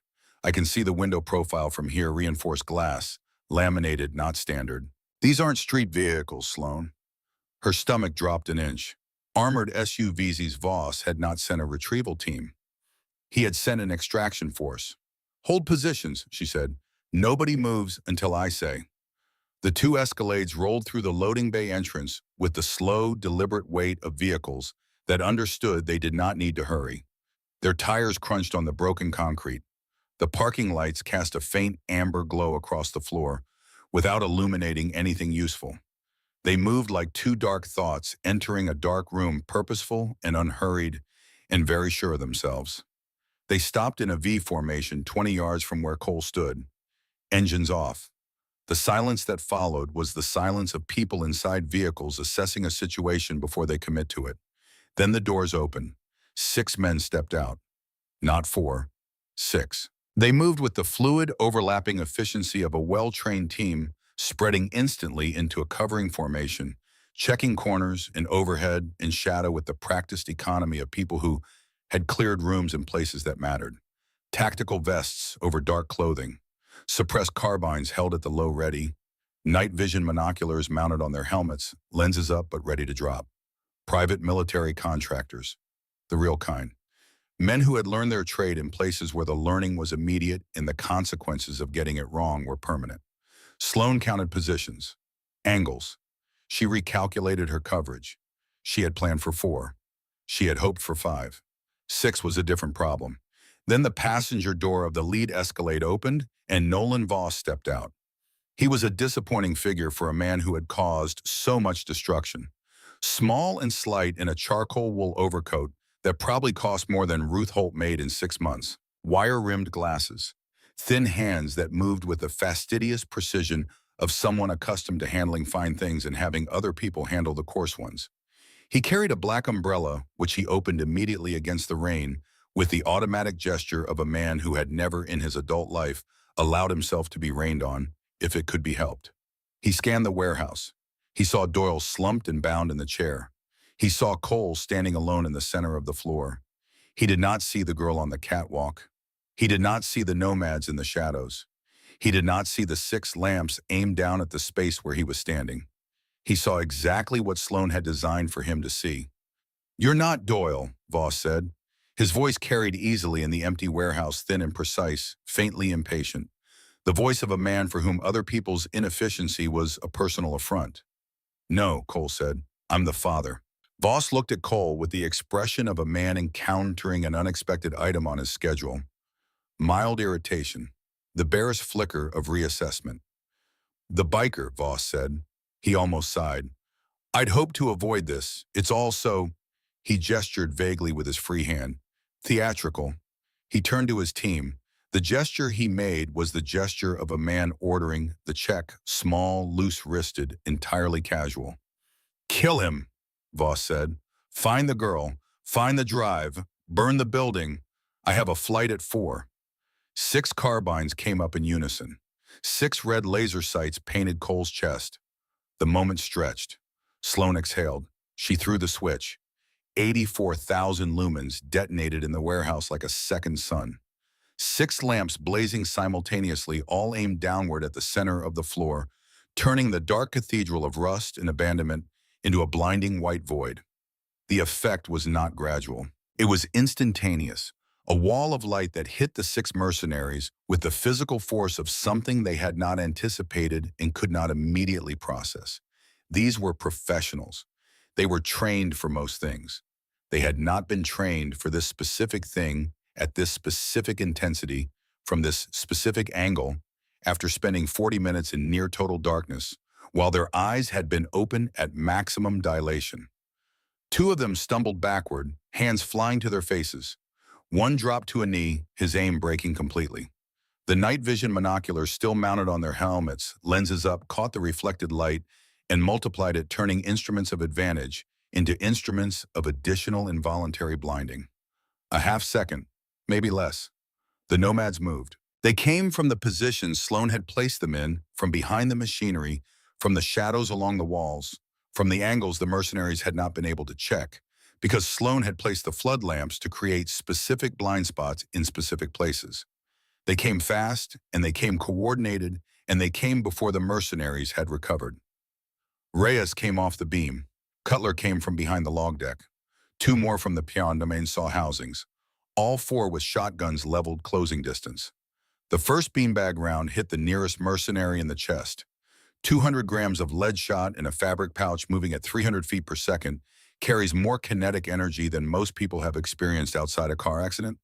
The man went down as if the floor had come up to meet him, his carbine spinning away the air, exiting his lungs in a sound that was not quite a word. The second mercenary went the same way, hit from his left by Cutler, the impact spinning him sideways before his legs gave. Two more went down in the first 4 seconds. But the remaining two were faster than the math had suggested. These were men who had been fired upon in worse conditions than this and had learned to reduce everything to the immediate mechanical problem, cover angle target response, and execute without the interference of fear.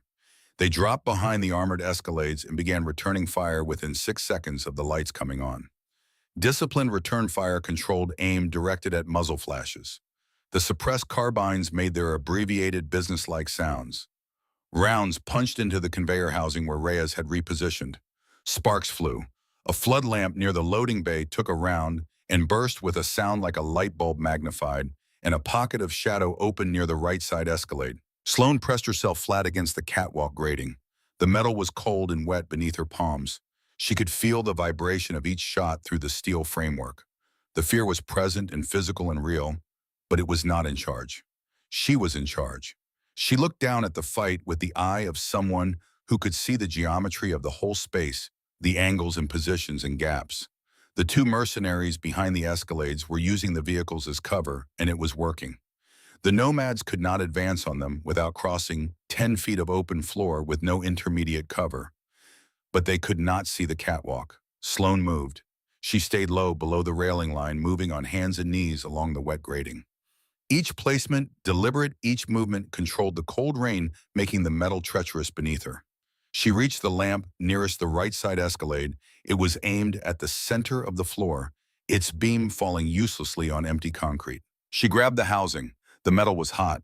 She gripped through the heat and twisted the clamp. The beam swung. It swept across the warehouse wall like a searchlight, turning past the rusted machinery, past the concrete pillar, and then it found them.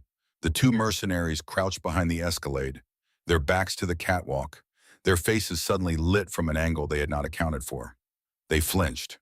One arm went up instinctively against the light, a half-second opening. Crane came around the pillar. He moved with the contained, efficient violence of a man who understood that violence was a tool, and tools were most effective when applied with precision. He hit the first mercenary with a forearm strike that redirected the carbine upward, stepped inside, and put the man into the escalade's rear panel with enough force to leave a visible dent in the armored door. The mercenary's head cracked against the metal. He went down and stayed down. The second mercenary swung toward Crane. His carbine came up. Briggs arrived from the left side. When a man who weighs 300 pounds closes 15 feet at full acceleration and makes contact with another man, the physics are not subtle. The mercenary left his feet. He traveled approximately 4 feet horizontally and came down on his back on the concrete with a sound that ended the conversation about whether he was going to keep fighting. Silence descended on the warehouse. The silence that follows a storm, not peaceful but exhausted. The specific quiet of a space that has just been through something and is now processing it. The floor was a wreck. Spent beanbag casings, shattered flood lamp glass, dented machinery, the two escalades bearing new scars. 6 mercenaries on the ground, restrained breathing, none of them going anywhere. Cole was bleeding. The wound was at the top of his left shoulder, a graze she could tell from the way he was still moving, but real the leather of his cut dark and wet from the shoulder seam down to the elbow.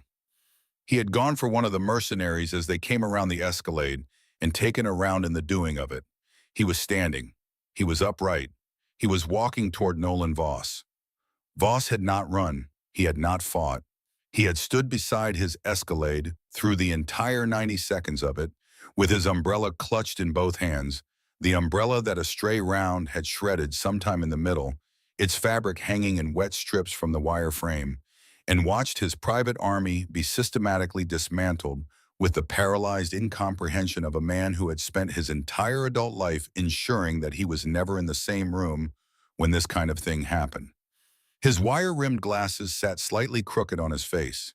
His charcoal overcoat was spattered with rainwater and concrete dust. His thin hands were shaking. He looked like what he was, a man whose entire world had just been rearranged without his permission by people he had grossly miscalculated.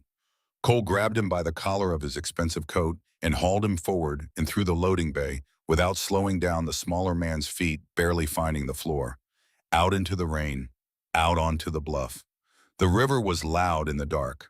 4 days of rain had brought it up well above its fall level, and in the night it was a sound more than a sight, a constant heavy roar from 80 feet below, the sound of water, with the patience to go wherever it needed to go and the force to take everything with it when it did.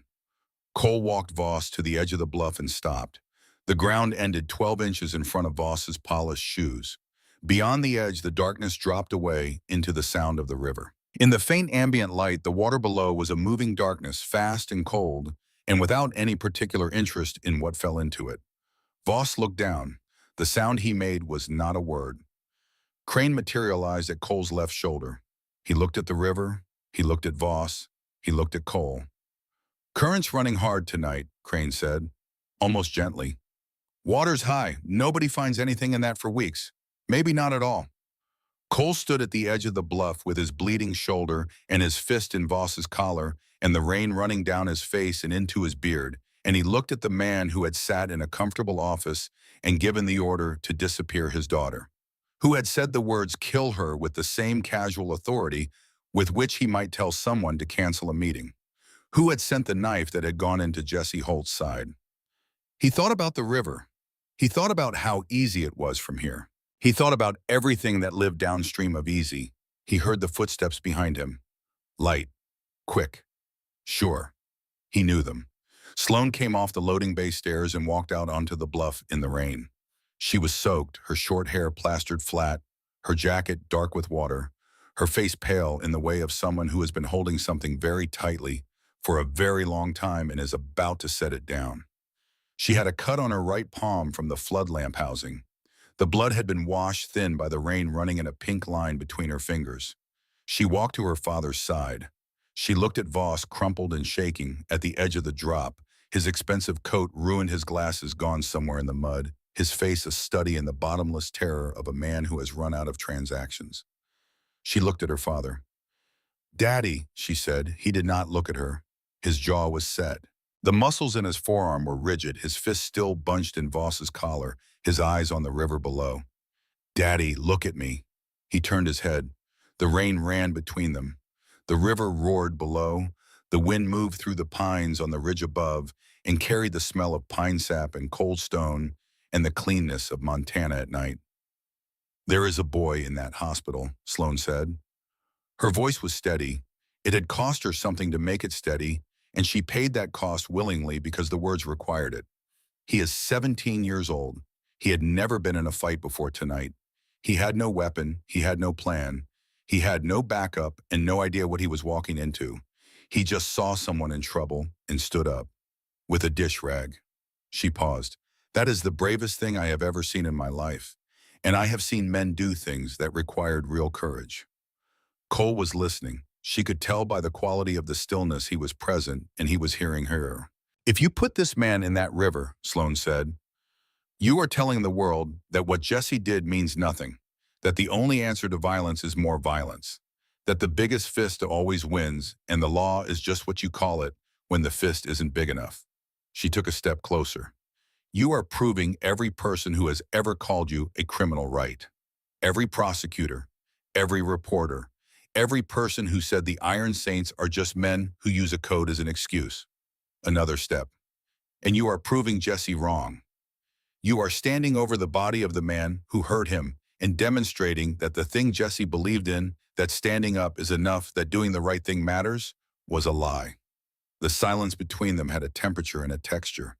Cole's breathing was controlled and deliberate and very slow. He ordered them to kill you, Cole said. His voice was raw in a way she had never heard it, stripped of the granite and the authority and all the careful construction of 30 years. And what was underneath was not weakness. It was the voice of a man who had built an empire partly to ensure that the people he loved were never at the mercy of other people's decisions, and had discovered tonight that the empire had not been enough. I know, Sloan said. He said it like you were nothing, like my daughter was a line item. I know, she said again, and that is why I'm asking you not to. Because what I want is for him to stand in a federal courtroom and say those words out loud on the record in front of a judge, where it cannot be buried and it cannot be paid away. Where it is permanent, where it is real. She reached out and put her hand over his fist, over the bunched fabric of Voss's coat, over the knuckles that she had watched throw punches and fix engines and hold her when she was small enough that his hand covered both of hers completely. I just got you back, Daddy. I just started seeing the man I used to believe you were. Don't take that away from me. The sound the river made was enormous and patient and old. Cole looked at his daughter. He looked at Voss. He looked at the water below. He opened his hand. Voss collapsed. He hit the wet ground on his knees and stayed there folded over, gasping, his fingers clutching the mud and grass at the edge of the bluff. He was weeping, not the performance of weeping, but the actual thing, silent and shaking, the physical expression of a man who has been to the edge of something and been pulled back and does not yet know how to exist in the space after. Cole stepped back from the edge.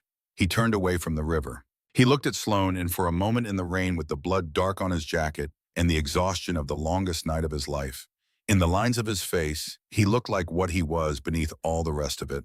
A father who had driven through the dark for 12 hours, terrified that his daughter was gone, and had arrived to find her not just alive, but standing on a bluff in the rain making the right call.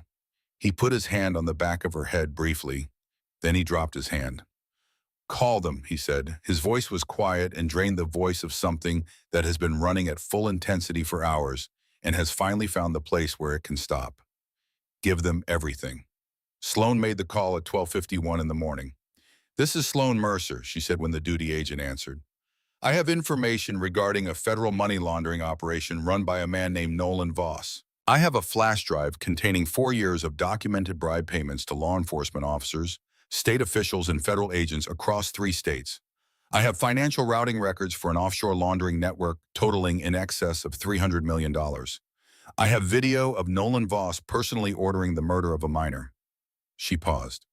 I also have Nolan Voss himself, along with 6 private military contractors, restrained at the old Harlan Mill off Forest Road 7 near Harlan's Crossing, Montana. I would suggest sending people quickly. She answered 4 questions. She provided GPS coordinates. She confirmed the condition of the detainees. She gave her own name, age, and current location. Then she said one more thing. Detective Walter Pruitt of the Harlan's Crossing County Sheriff's Department has been receiving payments from the Voss organization for 4 years. His name and account details are on the drive. Any information passed through his office should be considered compromised. She ended the call. She reached into her jacket pocket and produced the flash drive. She reached into Crane's jacket pocket and removed a strip of medical tape. She walked to where Voss was being helped to his feet by Briggs. She pressed the flash drive against his forehead and taped it there, flat, centered, inescapable. She stepped back and looked at it. Poetic, Crane said. I thought so, Sloan said. The nomads were already moving, dismantling the generator, removing the Iron Saints equipment from the premises. Within 20 minutes, the mill contained only what the FBI would need to find 6 mercenaries on the floor, or 1 man in an expensive coat with a flash drive taped to his head, and a battered Doyle who had made the best deal available to him and would spend the next several years making good on it in a federal witness room. The Iron Saints were gone before the first set of headlights appeared on Forest Road 7.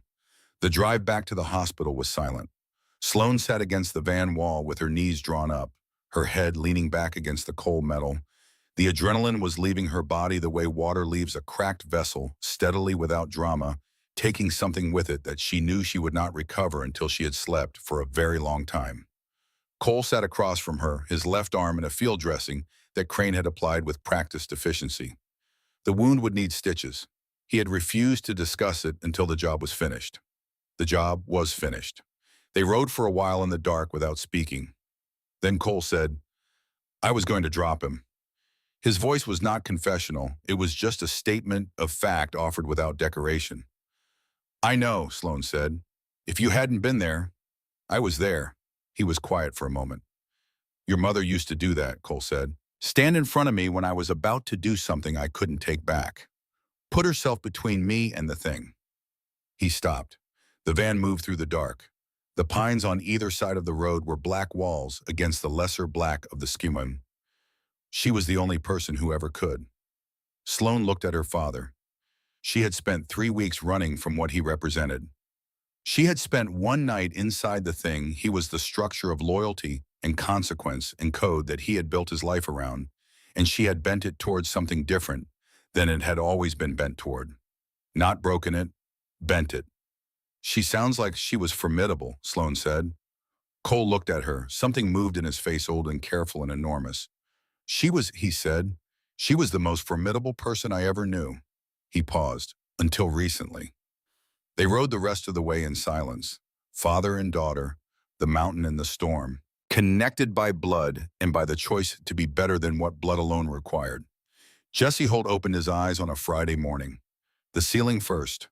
White acoustic tile lit by a fluorescent panel that cast the specific flat light of rooms designed for recovery rather than living. The beeping second steady rhythmic somewhere to his left. The pain third, a deep hot line of fire running along his left side from the bottom of his ribs to his hip, pulsing with each heartbeat, like something with its own agenda, reminding him thoroughly and specifically of everything that had happened to put it there. He tried to move. His body delivered its opinion clearly and at volume. "Easy," said a voice. Soft, close, familiar in a way he could not immediately account for. "Don't try to move. You have 40-something stitches and a missing spleen. The doctor says you're supposed to lie still for at least another week." He blinked. He turned his head. She was sitting on the window ledge, one knee pulled to her chest, the early morning light coming in behind her and catching in her short dark hair.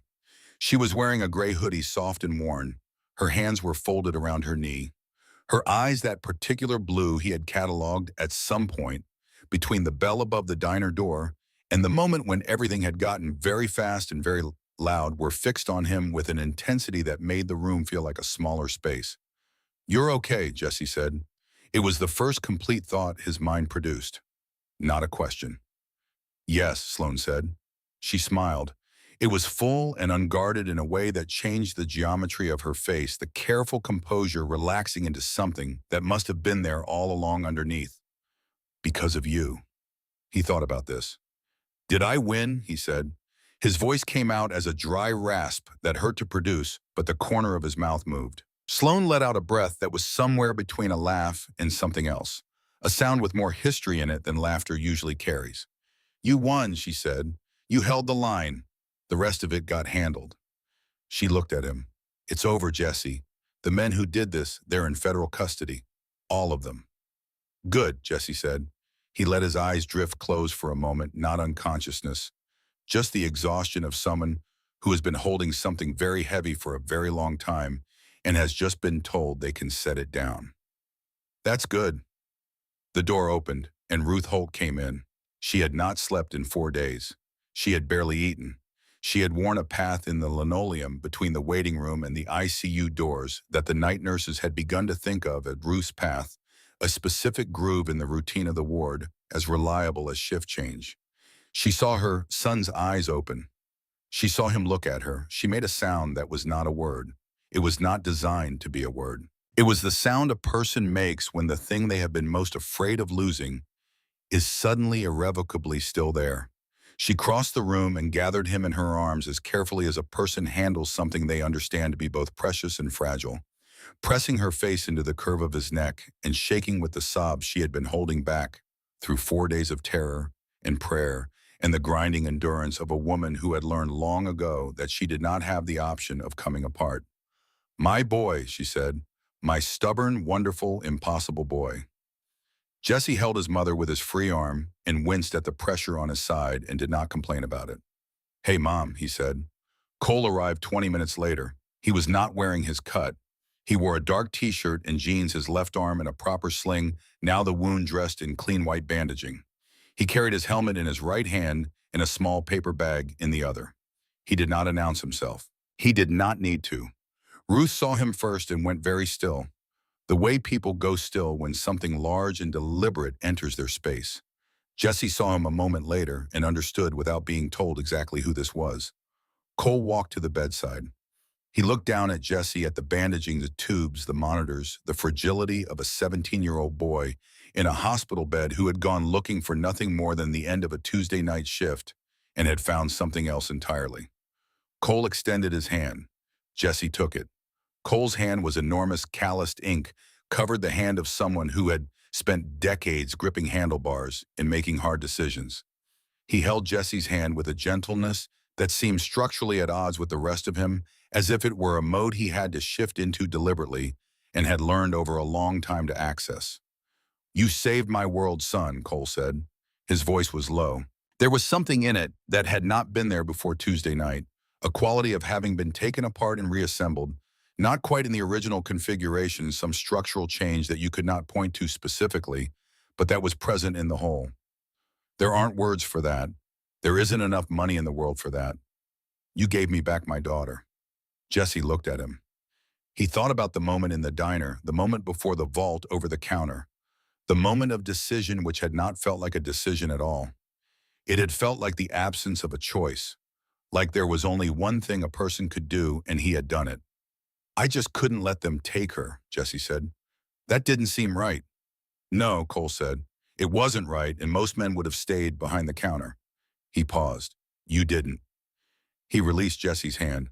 He reached into his jacket pocket and produced a set of car keys which he placed on the bedside table with the deliberateness of someone completing a specific act that means something. "My people went by your house," Cole said. "We saw the Taurus in the garage." Jesse went very still. The transmission was shot. Head gasket was blown. "We pulled the whole drivetrain." Cole looked at him steadily. "It runs. Brand new engine, new transmission, new paint, the same dark blue it was. We fixed the AC. It runs better than the day it left the factory." Jesse stared at the keys. He thought about 9 years of Saturday mornings in the garage, the parts he had ordered with dishwasher money, the videos he had watched on the library computer, the way the car sat in the garage with its hood up like a question he had never quite been able to answer. The way he had believed, without ever quite articulating it, that if he could fix the car his father had left behind, he would have fixed something that the leaving had broken. His throat was very tight. Cole reached into his other pocket. He produced a second set of keys. The fob was silver, the distinctive shield of Harley-Davidson. He set it in Jesse's open palm. "A 2024 Iron A 83 Sportster," Cole said. "Matte black, custom exhaust, insurance and registration handled. It's in your garage next to the Taurus." A pause. "For when you're ready." Jesse looked at the key in his hand. He looked at Cole.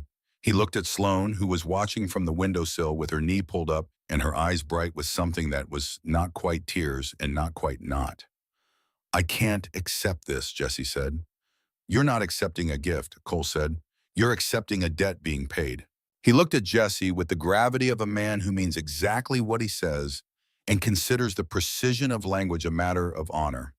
"There's also a trust fund, full scholarship, university, trade school, wherever you want to go, whatever you want to study. Room, board, books, everything. The Iron Saints are carrying it." Ruth Holt pressed both hands over her mouth. The sound she made was the sound of 4 days of terror transforming into something else entirely. "Mr. Mercer," she said when she could speak, "you don't have to pay." "Yes, I do," Cole said. He looked at her with the same directness he had given her when he knelt on the linoleum 4 days ago. "He bled for my family. My family carries his." That is the only code I've ever believed in. He looked at Jesse one more time, the look of a commanding officer acknowledging a soldier who has proved himself somewhere that mattered. You're family now, Jesse. You've got brothers in every state. You ever need anything, you make one call. He put his helmet under his arm. He walked to the door. He paused in the frame and looked back at Sloan. Something passed between them, the wordless communication of two people who have been through something together that has changed the map of who they are to each other. A question asked and answered in the space between one breath and the next. Then he walked out. His boots were heavy on the linoleum, and then they were not, and then the hallway was quiet. Sloan sat with Jessie after Ruth had gone to the hallway to call her sister, to cry happy tears into a phone, her voice carrying through the closed door in fragments of joy that had waited too long to be expressed and were making up for it now. The room was quiet except for the monitor and the distant growing sound from the parking lot below the first engines turning over the low rumble that comes before the roar. They're leaving, Jesse said. Yeah, he was looking at the window. Yeah, Sloan said, back to their lives. And you, the question was simple. It hung in the air between them like a thing that had been waiting to be asked since the moment she had walked into the diner with the wrong bag over her shoulder, and the careful scanning eyes, and something about her had made him say rough night instead of nothing. Sloan looked at the window. The parking lot below was a river of motion, now men mounting up engines, finding their voices, the formation beginning to assemble itself with the iron discipline of a unit that knew how to leave a place as deliberately as it had arrived. She could see her father's Road King at the head of the column, black and heavy, the chrome and catching the morning light like a cold fire. She could go. She had always known it. One word, and she could walk out of this hospital and into the world she had been born into, and it would close around her like water, seamless, familiar, the pull of belonging, pulling her back into the shape of the person she had been. She thought about that person. She thought about the girl who had sat on a Greyhound bus 3 weeks ago with $400 and a carefully controlled expression and the conviction that disappearing is the same as being free. She thought about the moment on the bluff in the rain with the river roaring below and her father's fist in Nolan Voss's collar when she had understood something she had not understood before, that courage was not the absence of belonging. It was the refusal to let belonging make your decisions for you. I'm not going with them, she said. Jesse looked at her. I'm going to stay here for a while, Sloan said. Help your mom while you recover. Find a place to land. She paused. Finish my diploma. Apply to college. For what? Law. The word came out of her with a solidity that surprised even her, the weight of a decision that has been arriving for a long time and has finally completed its journey.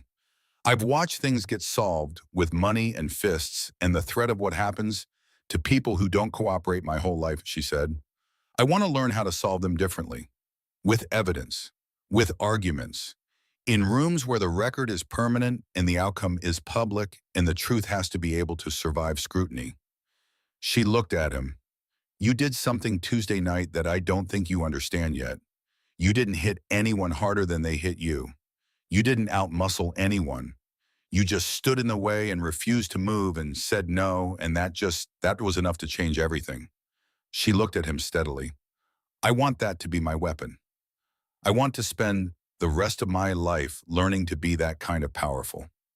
Jesse was quiet for a moment. Something in his expression was the early shape of a smile working its way toward his face despite the morphine and the 40 stitches and the missing spleen. Law school, he said. That's going to rearrange your dad's whole sense of the universe.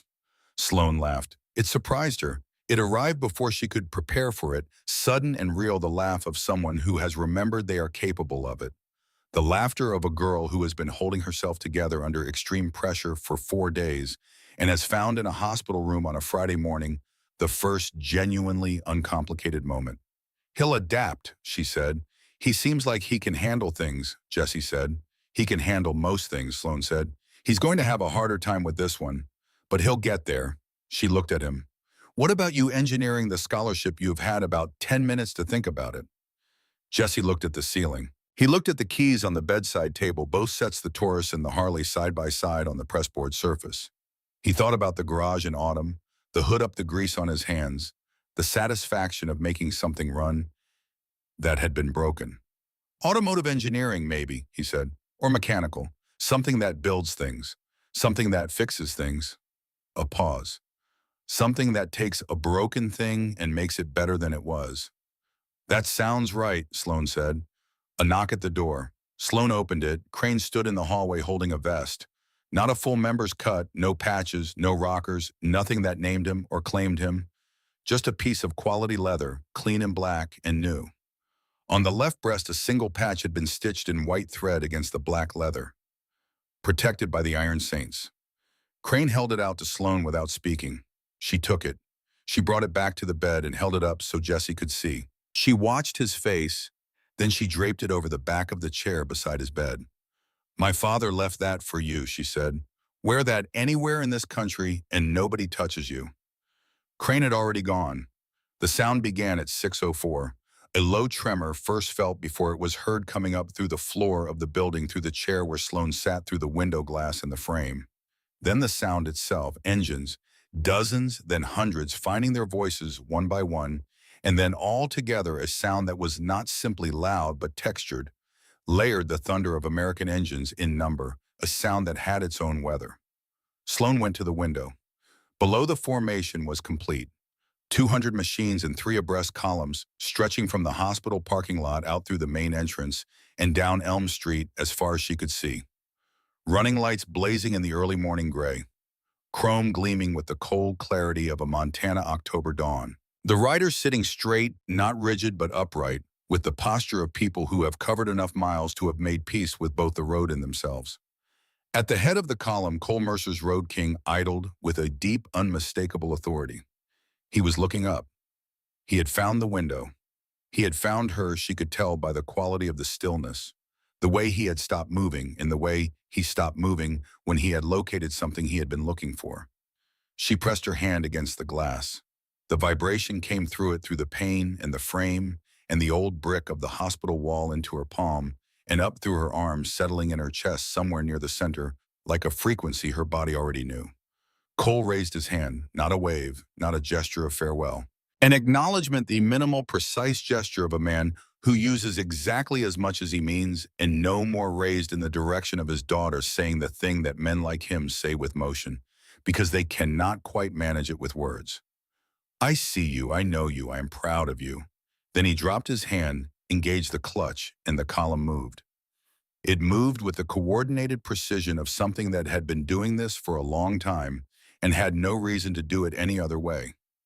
Down Elm Street, past the hospital, past the Lutheran church, whose bells were beginning their 6 o'clock sequence, past the hardware store and the Sawmill Tavern and the darkened windows of Holt's Diner still closed behind its yellow police tape, past the population sign at the edge of town, and then onto Highway 93, the engines opening up as the formation found the road, and the road gave them what roads give direction and distance, and the promise that the horizon keeps moving. The sound built. It rose to its full enormous pitch, the kind of sound that does not ask permission and does not apologize for taking up space. Then it began to fade, slowly. The way thunder fades not all at once, but in layers, the loudest frequencies going first, and the lowest ones holding on the longest, like something reluctant to leave. Sloan kept her hand on the glass until she could no longer feel the vibration. She watched until the last running light disappeared over the ridge to the south. Then she turned around. Ruth Holt was back in her chair, the rosary in her hands, her face worn and luminous, with the radiance of someone who has been through the worst and has come out the other side still standing. Jesse was asleep, real sleep, the slow rhythmic breathing of a body that has stopped fighting and started healing. The vest on the back of the chair caught the window light, the white stitching bright against the black leather. Sloan picked up the mechanic's manual from the bedside table. She turned it over in her hands. She looked at the worn spine, the soft pages, the margin notes in a young man's handwriting. She sat down in the chair by the window. She opened it to page 1. She began to read. Outside Harlan's Crossing settled back into itself the steady, unhurried rhythm of a small town resuming its ordinary life, which it does the way small towns always do after extraordinary things have passed through carefully and with the particular gratitude of a place that understands what it has been given by returning to quiet. The October sun climbed above the Bitterroot Range and spilled its light into the valley, long and gold and clean. In room 214, a girl who had been running for 3 weeks sat still. She was not running from anything. She was not running toward anything. She was simply here in a plastic chair in a county hospital in a small town in Montana that was not on any map worth reading at the beginning of a life she had chosen for herself. She turned a page. She kept reading. The legend of Harlan's Crossing spread the way all true stories spread in diners and barbershops and around fires when the night is long. They told the story of the boy who stood between a girl and a knife with nothing but a dish rag and his own 2 feet. They told the story of the girl who called an army but led it with her conscience. They told the story of the father who knelt before a cleaning woman and chose the courtroom over the river. And they told the story of 200 engines shaking a mountain town awake and reminding it for one long and thunder-filled night what it sounds like when courage arrives in force. Jesse Holt made a full recovery. He graduated from high school and enrolled in mechanical engineering school on the Iron Saints Scholarship. He opened his own restoration shop in Missoula years later, specializing in classic American vehicles and vintage motorcycles. The matte black Iron 883 Sportster sat in the front window for years, polished and never for sale, a reminder he never needed to explain to anyone. Sloan Mercer finished high school in Harlan's Crossing. She graduated valedictorian.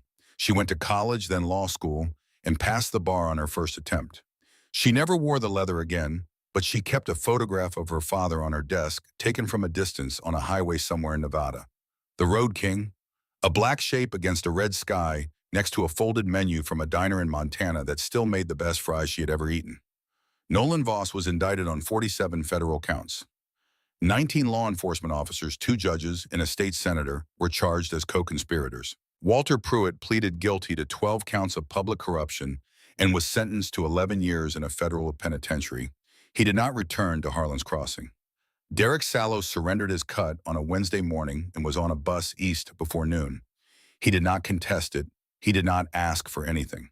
He had understood in a hospital cafeteria on a Tuesday night that the girl sitting across from him had given him something rarer than mercy. She had given him a way out that did not require anyone to die for it. He took it and did not look back. Some debts he had learned cannot be repaid. They can only be carried. Cole Mercer rode for many years after that night on the bluff. He never spoke publicly about what had happened there.